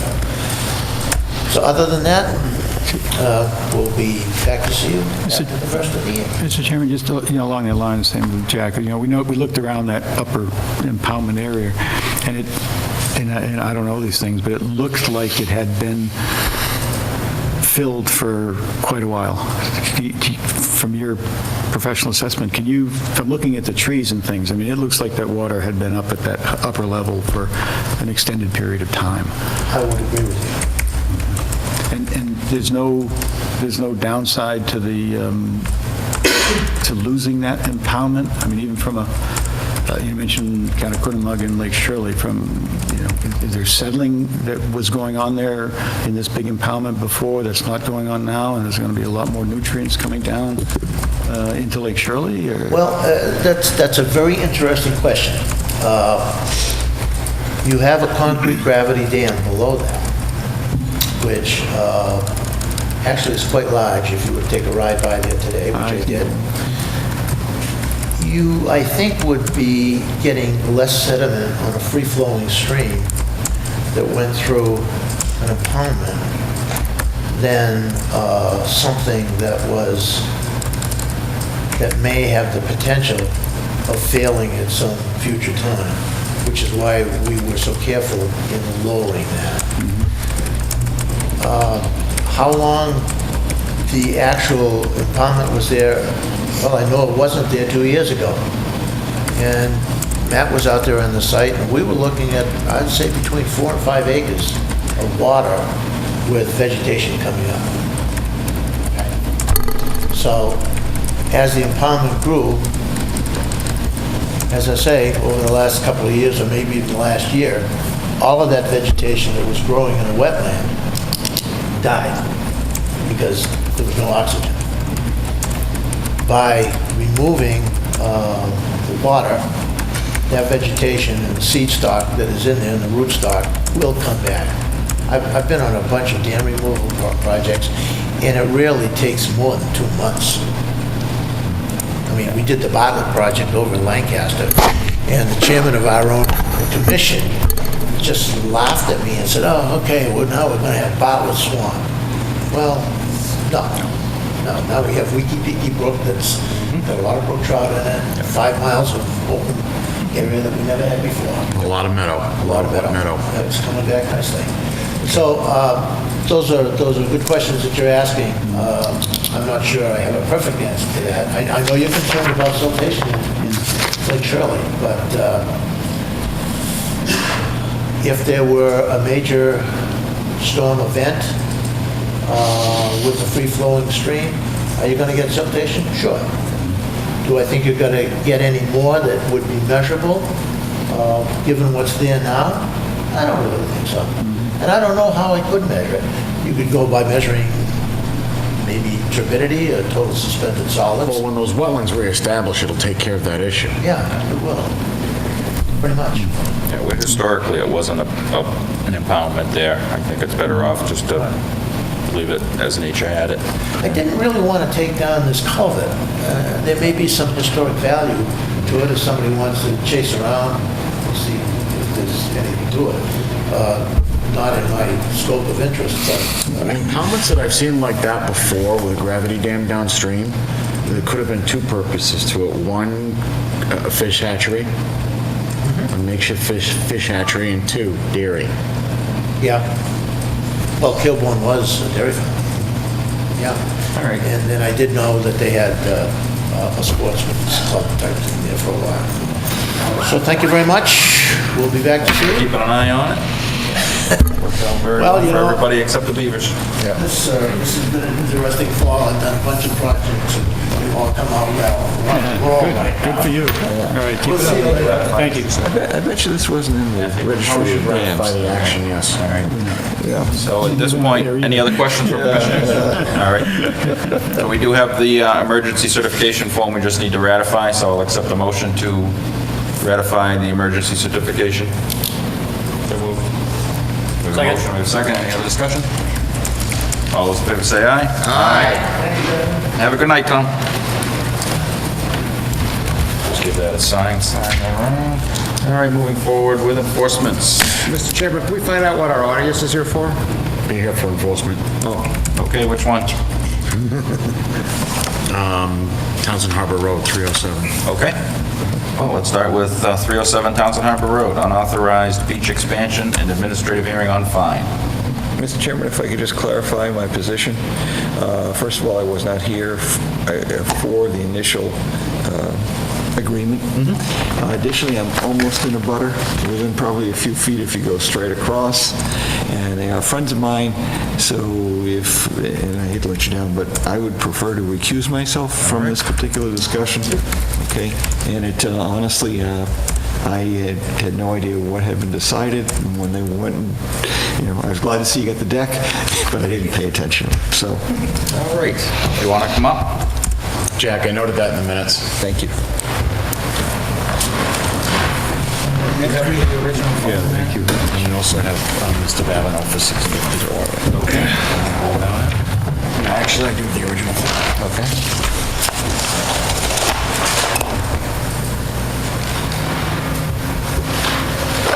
Yeah, I think they need to replace that deck. All right. You want to explain to us, Matt, what we found on site? Well, essentially, we had an issue where the day we all went out to with the Hickory Hills Association to look at the dam. For the proposed remediation that they're going to be eventually filing a notice of intent for. And that was at that point we noticed what appeared to be quite a large sandy beach on the property, which wasn't approved under our original filing. Okay. That's what started the action. All right. And your recommendations to alleviate the...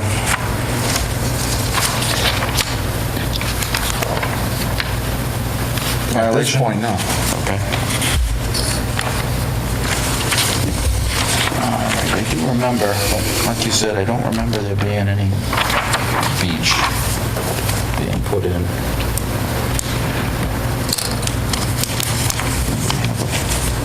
Plan of what we were gonna do.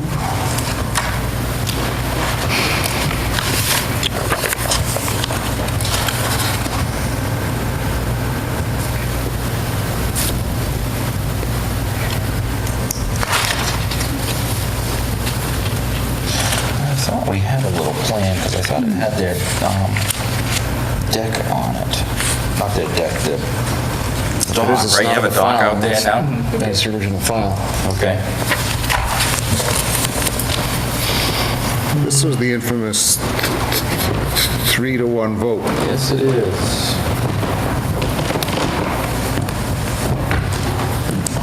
Okay, yeah, unfortunately, we did not, it does not look like we approved any deck, I'm sorry, any beach, nor it does not look like one was asked for.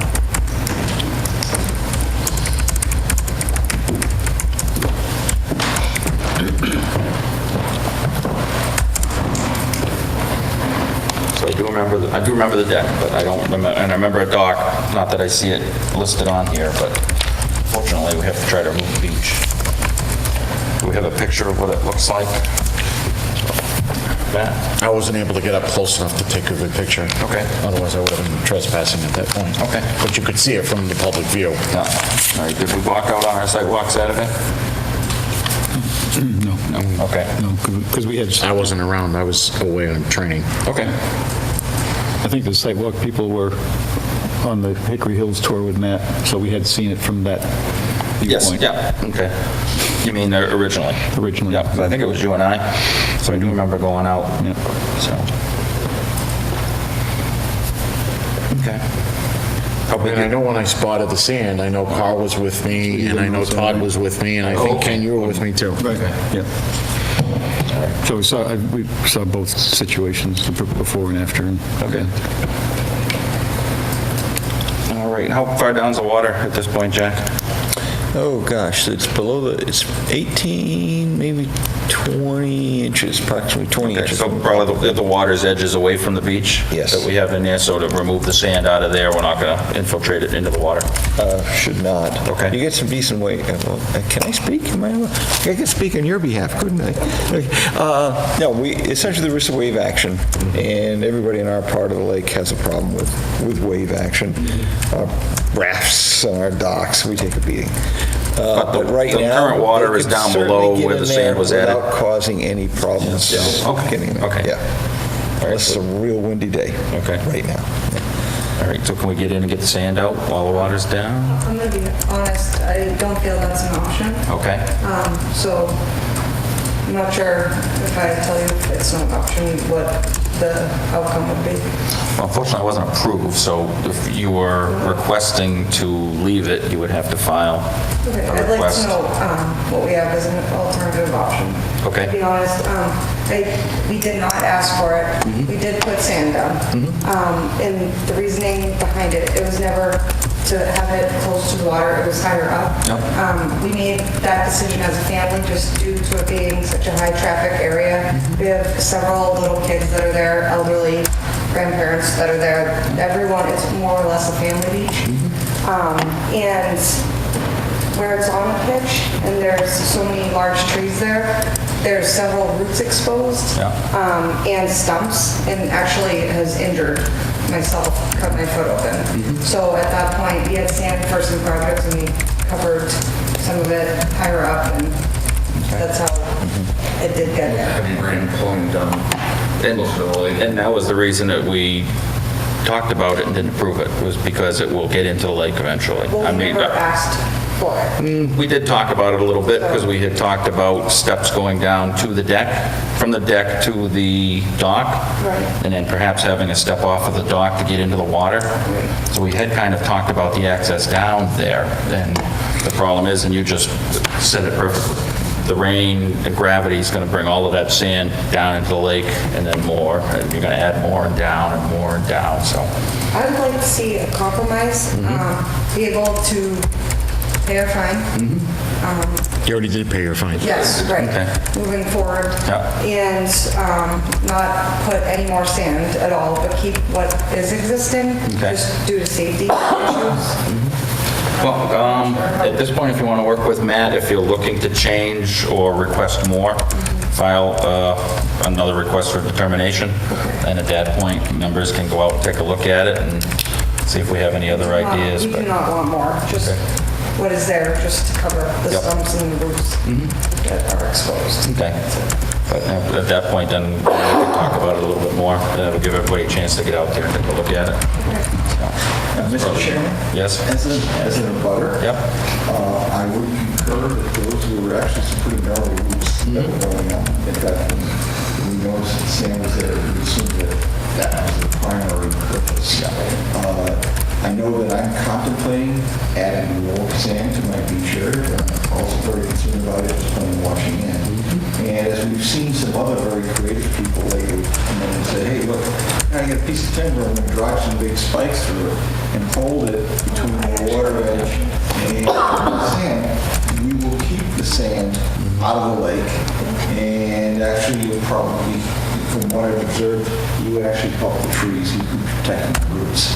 Well, again, if you're asking for that, we need to put it into a request. That sounds like a structure to me. Then we can certainly talk about it a little bit more. I mean, I am sympathetic to what you have there now, but a year ago, it was just a fallow piece of land. So it's not a spot that was historically used or was historically a beach, so I'm certainly, far less sympathetic to that because it was always just a fallow piece of land, which now is becoming a spot that's going to continue to fill in the lake and continues the problems that we are sitting here today trying to stop as hard as we can. So, Understandable. yep, so, but yeah, if you Got just, the aerial on it okay, from yeah, last if year. you work with Matt and see if we can get it on for the 5th of December. 6th of December. Because it shouldn't be much of a request. Okay. So, and then we can get out there and take a look at it. Usually we come out the Saturday before, so it's at the 2nd, 3rd. So give us a Should we chance. have something prepared for next time to, like a plan? Certainly. To prevent, okay. Yep. Yeah, any of your idea, what you're asking for above and beyond what was originally approved. Okay. Which was basically the dock and the deck. At one point, it was a shed, I think that you had. Yeah, we got approved for the shed as well. We just worked on the deck this summer and planning on finishing the rest of the... I know there was concerns on the shed as far as property lines and things like that, so. Many ideas. Yeah, but as far as the sand and the beach and the access, certainly something we need to discuss, so, because that is a violation. so. And I But can we hear always- Mr. Luck wants to speak. But we always, to your point, which is a great one, we always require like a sketch of the, it Yes. doesn't have to be professional, I'm sure you can do it, and that with dimensions on it, and, with what's existing, the decks and things that are there, because we can't even find one in the folder. Yeah, for our pictures place. of what's existing today too as well. Listen to the past couple of people too, like, tell them, come back to you guys with the plan instead of Yep. asking for some ideas.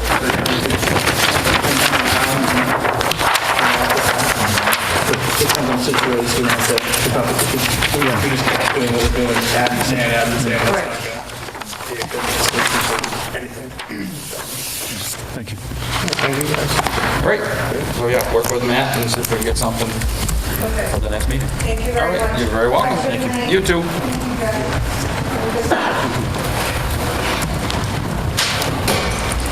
All right, 654 Mass Ave, cutting in buffer zone.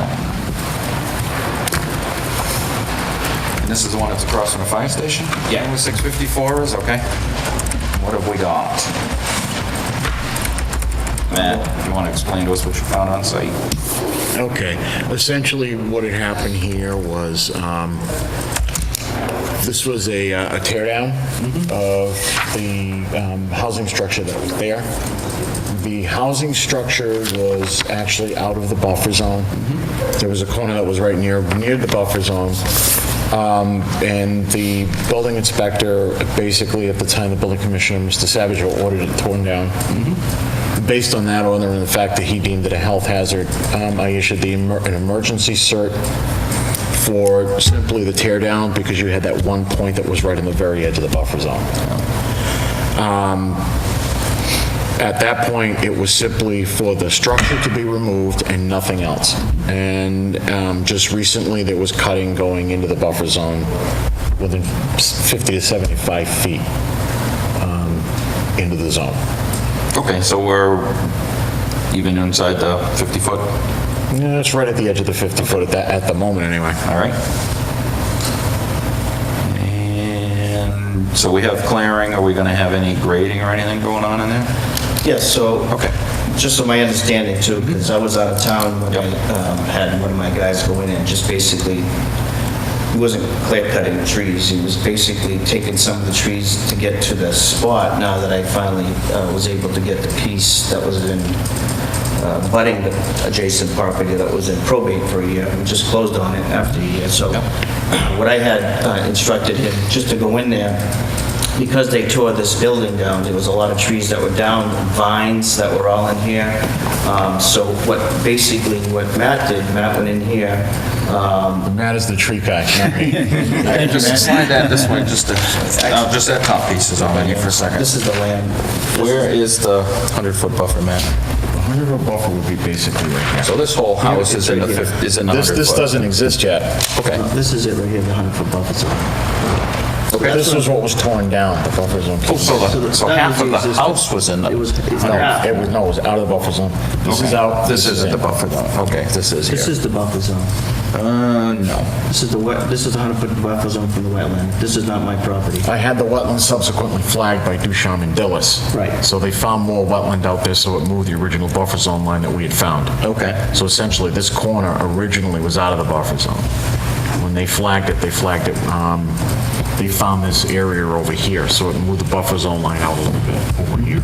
Okay. So he's supposed to have Ducharme and Dillis come in to file a notice of intent for this work. Okay.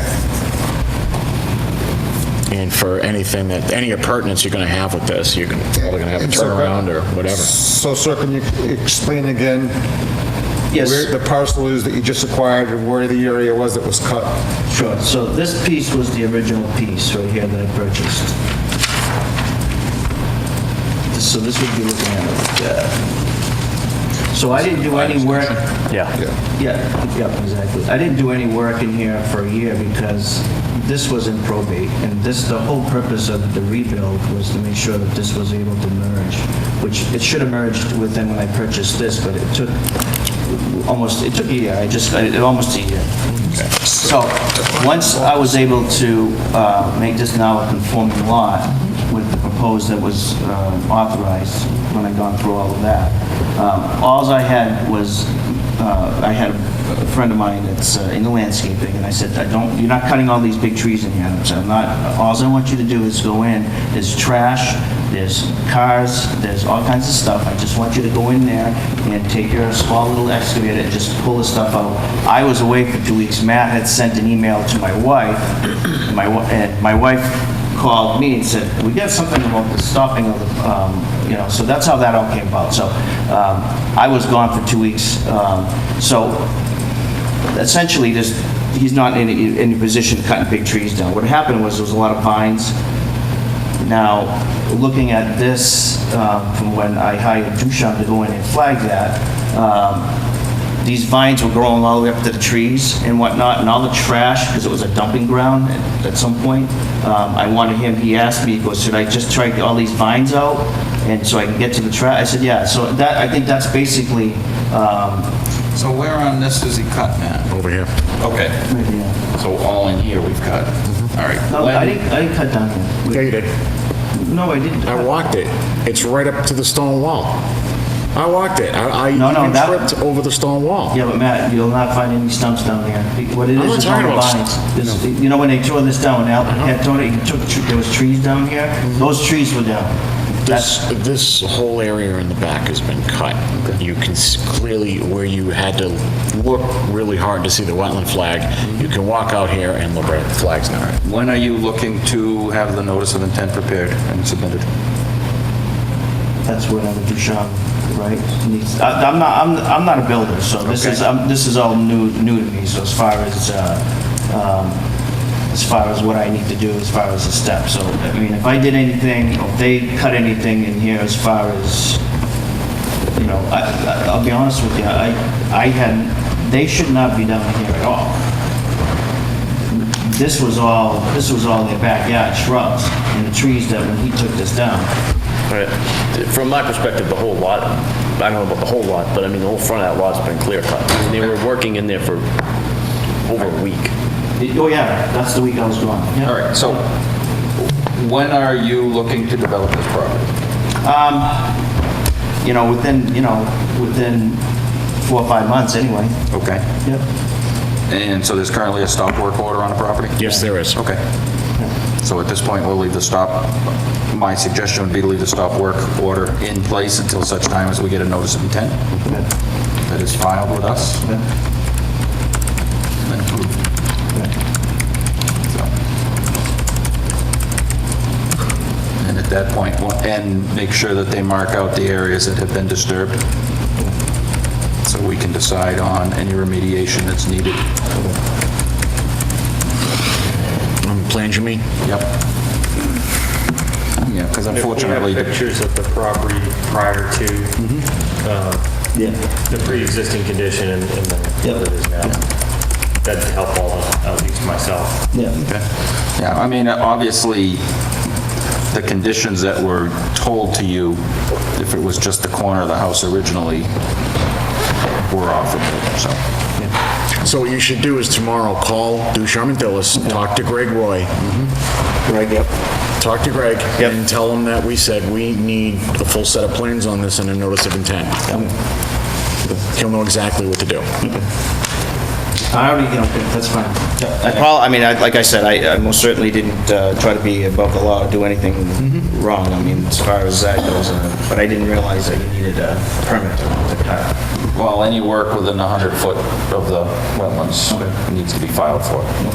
So at this point, unless somebody else has something to add, we'll leave the stop work order in place until we've approved notice of intent for the development of the property. Very good. And we should probably put a date on that. Does anybody have a suggestion? I mean, do you think it's something we can get done in 90 days? Get a plan? Yeah, I can most certainly.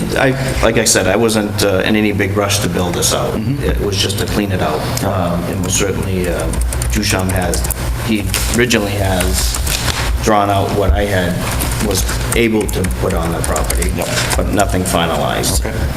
I have not seen it. Does the area need stabilizing? No. No. It's fairly flat. So it's flat and vegetated. It's just trees. Yeah, you got a lot of chip. You got a lot of chip on the bottom too. So. Okay. All right. So no immediate actions need to take place. No. At this point, I guess, unless somebody has another suggestion, we need to see something in 90 days. If not, we'll start another administrative hearing and talk about fining at this point. So. So by February 15th. 90 days. 90 days would be February 15th. Okay. I mean, you said you were looking to do it in the next 4 or 5 months. I mean, you have to have plans I might not... started. Exactly, so I'm certainly... Once the plans are submitted and approved, you have 3 years to finish. Okay. Also. So if somebody came to me and actually wanted to buy the property, that's what I'm saying. I'm not even sure if I want to build it out. So how does that work? Well, if you don't want to do anything to the property, you can have a plan to show just what has been done and how you're going to remediate it. Actually, an approved plan actually increases your marketability, increases your value. Yeah. you know? A builder, you know, a developer or an area developer loves buying property with pre-approved plans on it. Have Saves them a lot of work. contact Matt, and Matt can just Like explain I it said, so quickly. I most certainly wasn't in there just to do anything, So either a plan of remediation or a plan of development within 90 days. and that's obviously Bouchon. Yes. Now, if they've already started working for They you, did, that's the they easiest have, way to get going. they did all of the engineering. Okay. Yep. Yeah, or at least the work that's inside the... Greg knows exactly what we need done.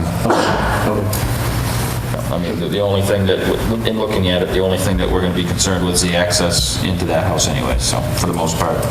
The driveway. Although, I don't think you're on sewer there, so you may have... is sewer. It is sewer? Yeah. Okay, so that'll leave you... Yeah, no, sewer septic does go system. by there. Okay, I wasn't sure. Yes, if it was it's actually right there. All right. Okay. All right, anybody have any other questions? Nope. All right. Appreciate it. Thanks for coming in. Thanks for your time. Yep. That's everybody?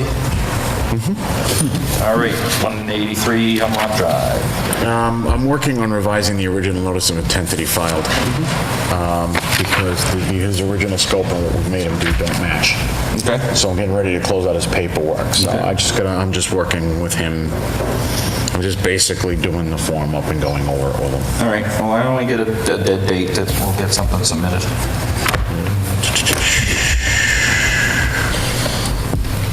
Just so it doesn't continue to be number one on our violations Yeah, list. first week in January.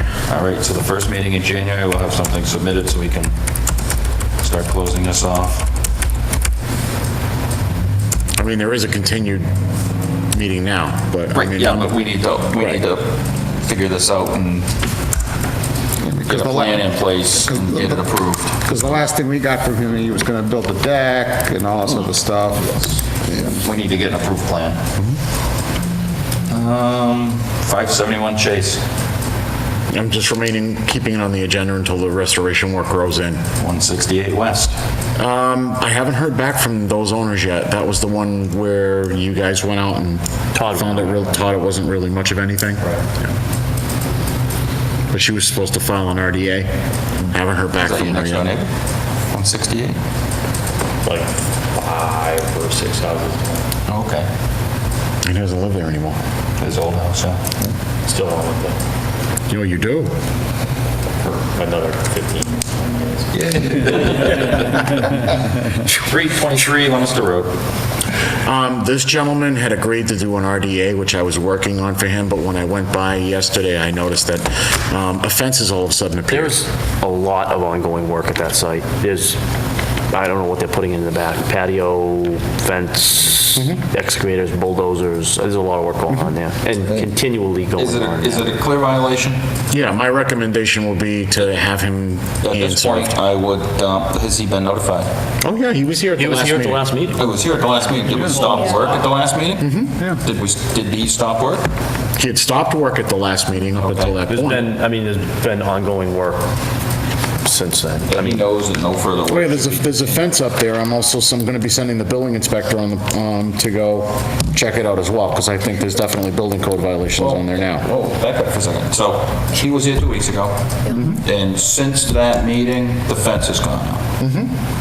So I guess I would entertain a motion for a fine to work inside the buffer zone of the riverfront after he was clearly made aware that this work was illegal. The fence is within the... Oh, absolutely. In the riverfront. I mean, the riverfront's like close to the back of his house, because the river's right at the bottom of that slope, so. We have a motion, do we have an amount with a motion? $300 a day. Okay. The reason why I'm saying $300 a day is he knew he wasn't supposed to do anything. It's now willful. You can go up to $300 a day. Wasn't he supposed to come to this meeting with an RDA? Yeah, with a we building let him off the hook. We didn't Okay. find him the last shot. So, do you want to give us an amount in your motion, Bob? Fine of $300 for the illegal activity in the buffer zone. One time, daily? A day. per fence post. I want to, the guy knows what he's doing, and he's working, I mean, Ken's just verified it. Apparently, he's just continuing to go anyway. So, Then what would cease the daily fine? I'm not clear, if he's gonna say $300 a day, it's like... Perpetuity? removal of the fence? you know, Until he someone else could make the motion, because I'm not comfortable finding somebody $300 a day, because when I don't know what, you know, how that stops. Well, I'm not just gonna find this guy $300 and then, because he's gonna do, you know, he's gonna come in and say, well, I paid my $300 and removing the fence is not a possibility. I mean, we've just gone through that with the beach. Removing the beach is not an option. Okay, when I heard those words, we paid our fine, removing the beach is not an option. Paying a $100 fine wasn't meant to be a retroactive permit fee. Yeah, but I mean, a fence in the outer riparian zone is not. Right, but there's also earthwork going on in the back. Yep. And. There's a lot of work going on, yeah. Yeah, and, I mean, there's stuff now that I can't see from the street because he's blocked it with the fence. Yep. Oh. So I'm recommending $300 a day. Until he files a minimum of a request for a determination. You guys can adjust the fines as you want. You can say, all right, pay $900 of it and we'll suspend the rest. Right. You know, pending an outcome. But you guys can totally do that. Okay. Well. And you've done it before. And I mean, for this? I mean, we gotta send this particular young gentleman a message because he came here pleading ignorance. We educated him and now he's just doing it anyway. Yeah. Right. I move to fine the property owner at 323 Lemonster Road $300 per day for continued unauthorized work in the riverfront. Until such time as? Until such time as he appears before the commission. Thank you for hitting me off the hook. This is, I gotta be honest, this is not something I'm recommending willy-nilly or lightly. Okay, usually when I tell somebody to do something, not to do something and they do it, I slap $100 or a $300 ticket and that's usually it. But we told this particular gentleman. Yeah, no, we said. We went over the whole nuances of the property, the riverfront, why he shouldn't be working down below, and if he wants to, he needs to file the proper paperwork with us. He was supposed to come. Unfortunately, I wasn't here at the last meeting. I'd like to amend my motion to $100 a day until he appears before the commission. That probably sounds a little better. All right, that's fine. It's just, I'm just, the reason why it's because what he's doing now is just blatantly willful. And putting up the fence, you know, he did a nice corral fence. And I might suggest until such time as we have an acceptable application, only because it's a little harder to, there's nothing he can do between when he gets the first notice in the meeting. Where if we make it $100 a day until such time as we have an application, now the onus is on him. If he doesn't do it for 20 days, now it's $2,000. It's not like he's waiting for us or a meeting. Yeah, I would agree with that, because if we stay with the motion, then it's an automatic $1,400. Right. You know, and so he can't control it very well. I thought that was appropriate. In my mind, just to be fair, it's a little harder because there's nothing he can do I'll until... accept that amendment. Okay. So we have a motion for $100 a day until such time as we have an acceptable application, a request, or an NOI. Matthew? Probably should do an NOI. Okay. I think the work is extensive enough that. Okay, especially if it's in the riverfront, so. I will now second that. Okay, so we have a motion and a second. Any other discussion? Discussion? Yep. We cannot go on the property until he's filed paperwork with us, right? So therefore, and putting a fence up is a nice way of working around. We can't get on this property. There's a lot visible from the road. We can certainly go and, with the building inspector. Building inspector can access the property. Yeah, they have their rights of trespass. Yeah, we can certainly go with them. Where I don't have the rights, he does, and I'll talk to Gary. Okay, so the building inspector has the right to go on the property without, okay, there you go, perfect. Yep, so, we have a motion and a second. Any other discussion? All those in favor of the motion say aye. Aye. All right. We'll send him a daily fine of $100 until such time as we have an acceptable notice of intent application. Not just a name. And again, it's just something I don't recommend lightly, you know what I'm saying? I don't like running around finding people. And especially if it's that blatant. I just felt this was blatant. You were very straight with them at the last meeting, so. And you were pretty easy on the last meeting because you would call him and he came right in until he came before us. Yeah, so he's pretty blatant. All right. Oh, sounds good. What is that? New business. The emergency Yeah, the emergency order. Oh, okay, there's a ratifying. 842 rear Chase Road. Essentially, I appeared at the Finance Committee meeting last Thursday. I had this request. I went over the value of the land, what it borders, the fact that we have our own funding to pay closing costs. The Finance Committee said, you know what, great, we're all good. It sounds like a win-win. Thank you very much. So it looks like it looks like the FinCom is going to wind up probably recommending it. They seem very happy with the deal, so. Yeah, Mr. Chairman, I'd just like to add, I did watch that Finance Committee meeting, and Matt shared all the things he just said, and did it extremely briefly, and it was a very good job. I wanted to make it right to the point. Yeah. Pass those along. When you're trying to get open space, don't let them get a glass-eyed look, because then you're dead. That means just stop paying attention. It was well done. It was. Thank you. They knew immediately the value. It was awesome. Yeah. I did not see Butterfly Lane certificate of compliance. Didn't write them out. Okay, that makes sense. Mr. Chairman, if we could share, we had a site visit at Butterfly Lane. Okay. Yeah. Yep. And there were a couple of questions that we did note with regard to a couple of buildings, but apparently there's two buildings on the far end, the small barn and the other shed that we thought was quite... Please be careful not to share any addresses, because the people that own the properties are not here. There you go. So we were Well, reasonably hold on one satisfied second. with Back up for 1 second. Only reason is because, so the certificate of compliance is for Crowley construction on the roadway, correct? All right, so any violations noted that are not in consideration with that. Let me double check the It was strictly applications. the road? Yeah, because we didn't even know what... Well, that would, Certificate was for. in my mind, a certificate of compliance would be for the road. What about the entire, Those are all homeowners. Those are all individual lot applications. So each one of those homeowners has to come in for the certificate of So compliance. have any of those come in? Have we certified any of those? the roadway and the connection basins? I would think if it's for Butterfly Lane, that would Actually, be for they're the, for 3 individual lots. then it would be 3 individual certificates. Because every house lot there was filed individually. And I can tell you, I went up and looked at it, and 2 out of those 3 lots do have extra work on them. Okay? In the form of sheds that are going right up to the, what do you call the mulched area, the no-touch area? So at this point, you need to notify them of violations. Yes. Well, is that, but, and I don't know the address, so I won't say it, which is easy to follow that rule. But one of them had a very large shed at the corner, was right at the, you know.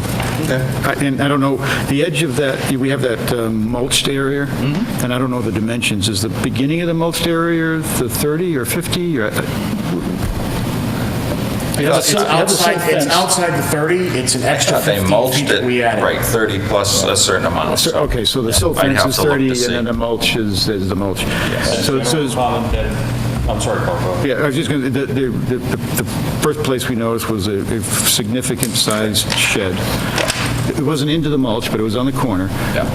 But we weren't clear in term, because it wasn't on the original plan. So at this point, But the Matt will applicant... continue to Okay, so we need to investigate, because, well, he claimed that he had permission from us. So I guess that'll come up in Matt's investigation, right? Okay, so Matt will investigate Butterfly Lane. And I think, And honestly, now that I think about it, I think the road's already been approved, because the town's taken that, haven't they? in terms of the road, I imagine that the detention basins are part of that one. The large detention basin, because it's part of the drainage system from the road, because the catch basin drains into it.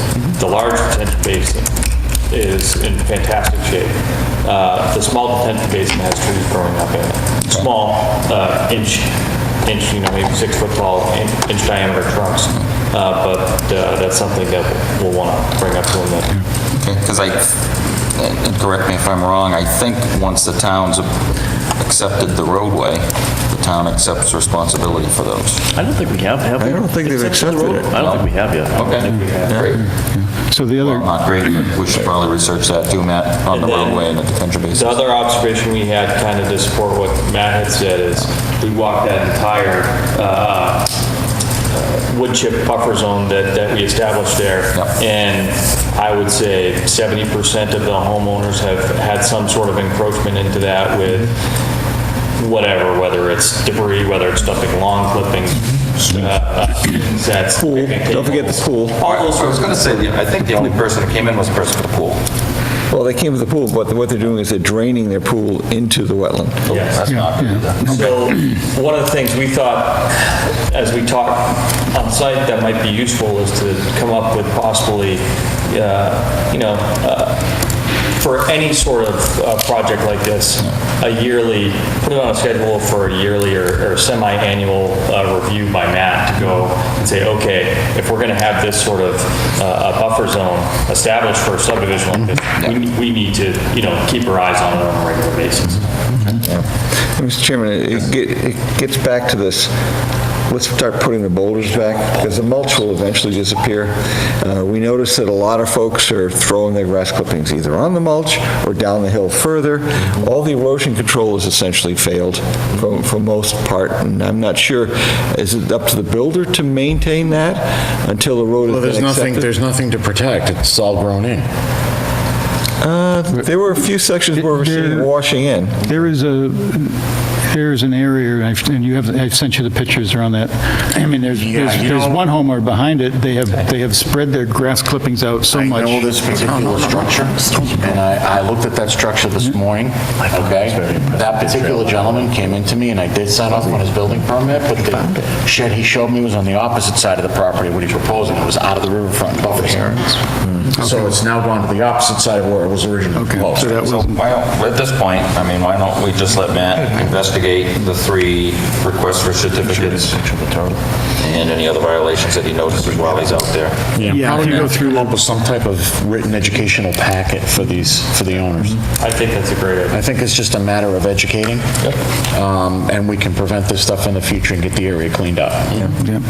And Mr. Chairman, it's to your point that you make regularly, the encroachment will continue until we put something out there that's going to make it so clear in their minds, and that's why I'm thinking we need to go to bigger boulders and just, they can't push them down the street. I got a better idea. I have a better idea. Yeah. I'm going to propose this to you guys for consideration in the future on subdivisions like this. Okay. Signage. Better. I actually did this when I was the conservation director in Tingsboro. They had a grandfathered lot that basically subverted their bylaw. So because they had to allow it to go, and it was so close to wetlands, they wanted future owners to know without having to go into the deed that it was wetland and a protected area not to touch. So in the garage, when you drive in that house's garage, you see a plaque right on the wall that spells everything right out, and the plaque is maintained. So what you do is you have these builders come up with these metal plaques that go right into the wall, so whenever somebody drives into the garage, it's the first thing they see. I like that. And it's starting to actually, I've heard it done. I like that better than boulders. It's starting to catch on. I'm not a big boulder fan. I was going to say, I like that It's actually been done in other communities. Rich would like X on the boulders. I did it once. I did it once in Tingsboro. I recommended it once in Tingsboro, and they did do it.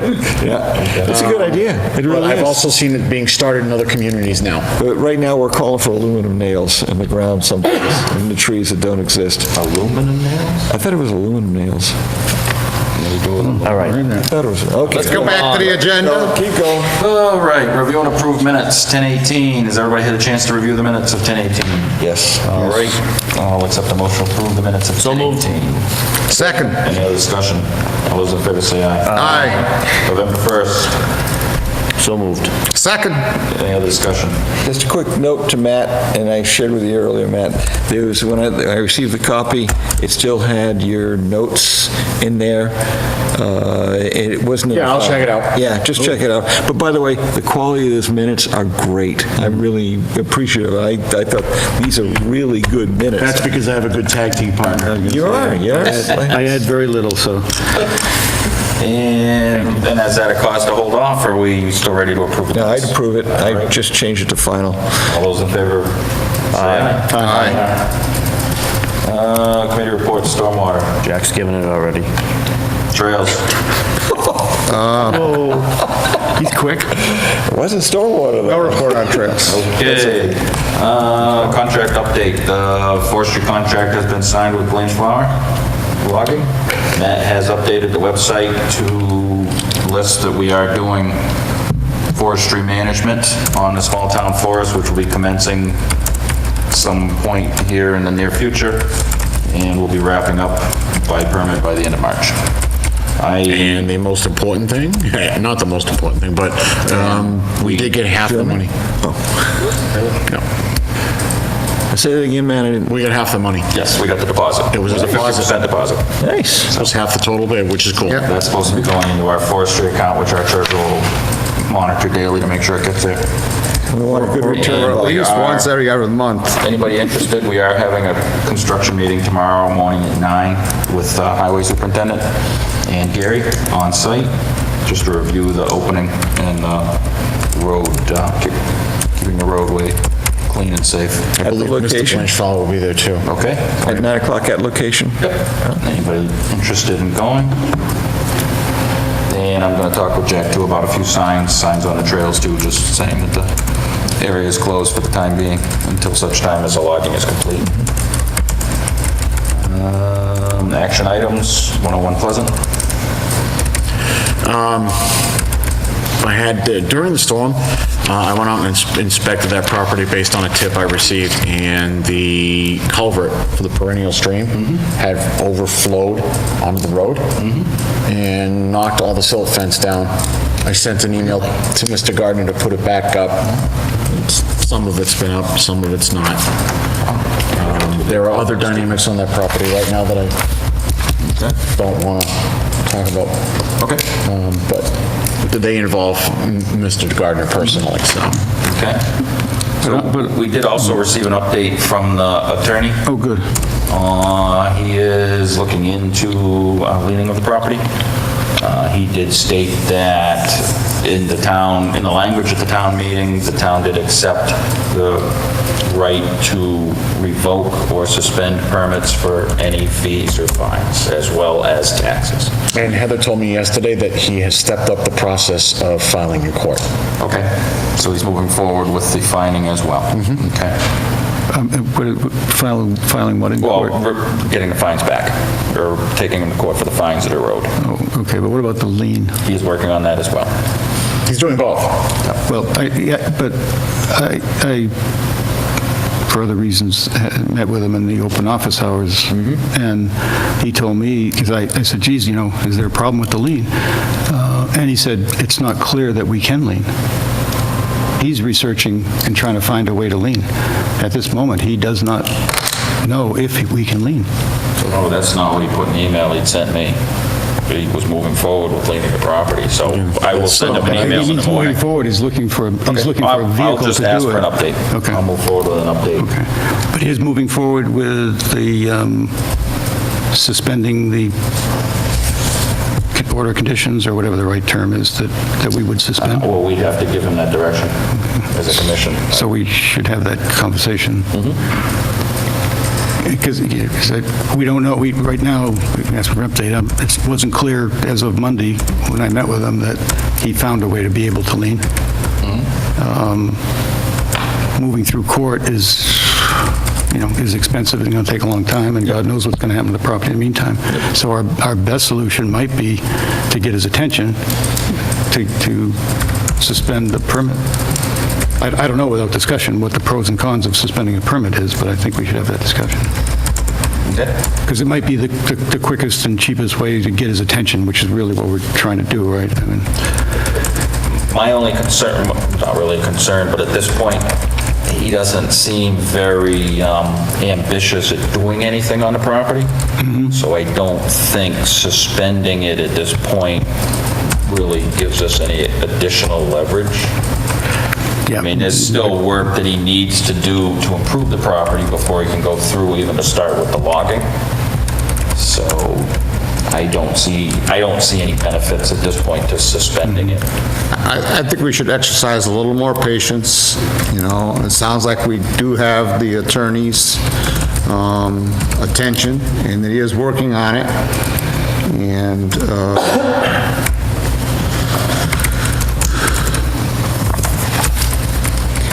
Any other input on that? So I agree. I mean, at this point, I think suspending the order of conditions would be counterproductive. Yeah, and my other concern too with changing the order conditions at any point right now, again, without getting any legal input, is what happens to the bond. Right. You know, What about, Mr. I Chairman? hate to see us lose that ability to attract or close the bond and Okay. fix it ourselves. Yeah. Mr. Chairman, with regard to the culvert function itself, if it was overwhelmed, should we be coming back and asking them to put in a larger culvert? Matt, what do you think of that? I think we're going to be creating more of a quandary than we'll solve at this point. I think it was a very anomalous event. We're just going to be creating more of a mess. It didn't cause a huge problem. All it did was knock the sill fence over. So I'd rather just, at this point, leave it alone. Is it intended that the culvert will remain as is? No. Once it's just being removed later? Oh, it had to be removed, yes. Yeah. It had to be Okay. removed eventually, yes. All right, so at this point, we'll just kind of, I'll follow up with the attorney tomorrow and see where he's at with the leaning process. 155 Reservoir. Property is actually held up well in post-storm and is still currently in compliance. Okay. And as far as redefining the amount of riverfront? I am working with Brian Marchetti. He sent some of the numbers he got back, some of the data back to Whitman and Bingham. He wanted some refinement, I guess. And it wasn't of the whole thing, it was just part of the area in the back. Okay. So we're still working on getting that. Is the account set up? So when we get an estimate, we can get the money? No, I mean, I'll talk to Adam about setting up an account. Okay. Yeah, let's get But I that. wanted to get the data first and get the estimate, so. Yeah, well, let's have the account in place so that way there, because I'm sure they need to sign off on it and fund it. 667, 675 Reservoir. Same thing, properties are in compliance still. Okay, 141 Peel. That property is actually going pretty good. They did start working on it again. Oh, yeah, and I was surprised at how well it held up for the storm, and I was having nightmares that particular property might be a mess because of its location, but it actually held up well. 37 Burridge. I just wanted to let you guys know that project is pretty much complete, and I'm just awaiting an as-built. Okay. That's the one on the right-hand side? All right. The conservation restrictions. The land that we hold the conservation restrictions on for the North County Land Trust over on Northfield Road, I believe it's known as the Peabody piece, and our Hollis Conservation Area that they hold the restriction on, I'm going to be doing inspections with them on both properties on the 21st. Okay, what time? 9 o'clock in the morning. 21st meeting. Where? At the office, we're going to start off at the office and then head out to the properties. All right. Anybody else interested in going for the walk? I gotta pick up my turkey deck. Okay. Live or dead?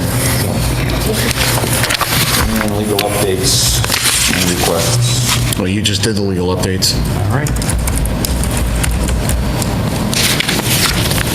Mr. Chairman, just to, for completeness and to close it out formally, at the last meeting, we had discussed the Whalum, I don't know what the address was, Matt, that you had been talking about previously and couldn't talk about in open session, and we suggested a executive session. But my understanding now, the reason it's not on here is that nothing related to that situation is under our purview anyway. Is that, so it's not on our table? At this point, no. I'm still monitoring it to ensure it remains that way. Okay, so there's no violation? Not yet. Okay. And the majority, I think we already went over that. The majority of 4. Or a majority of commissions are sitting, commissioners at a meeting for any bylaw. Well, finds majority in policy development, you wanted me to leave on as a general agenda item in case it just came up. Okay. Why are we leaving that on? I mean, In case issues arise. I don't think we need to leave, legal updates and requests. Okay. Majority and policy development, I think, were what we talked about. Those headlines on I know, I heard about the fines and I heard about the majority. I didn't hear about policy development. What the attorney said about a policy development, could you share that with us? I don't think we put policy development on. I don't have anything. Take it off.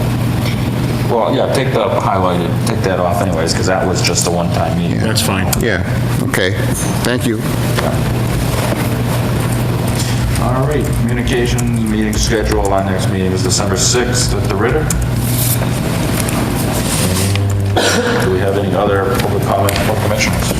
I won't be at the last meeting in December or the first meeting in January because I'll be in Costa Rica.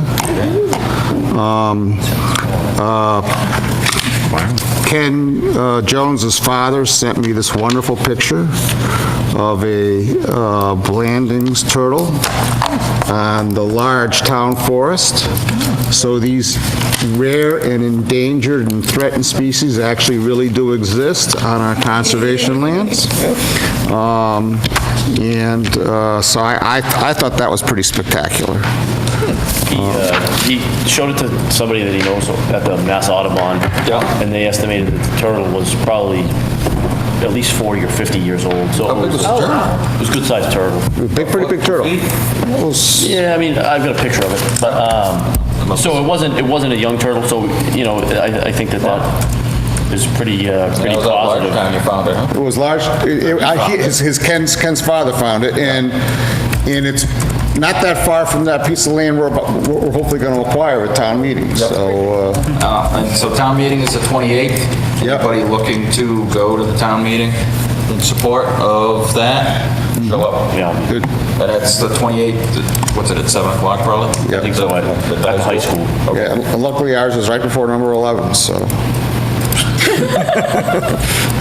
Number 10? We're number 10. Okay.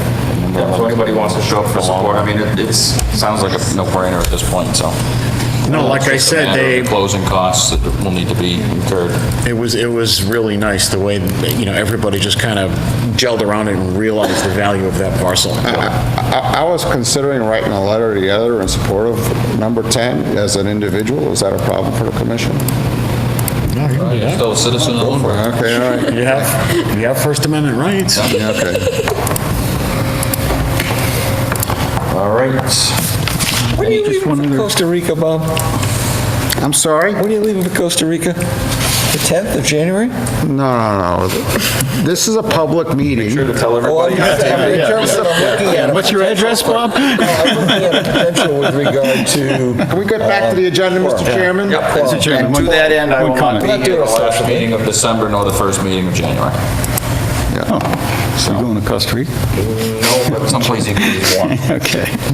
One comment that, again, it's more procedural, but on I think it's my fellow site visitors can join me, the 390 New West Townsend, on our site visit, the wetlands there are kind of defined by a little stream, and we asked ourselves the question of whether or not that was a perennial stream or not, and whether the riverfront applied.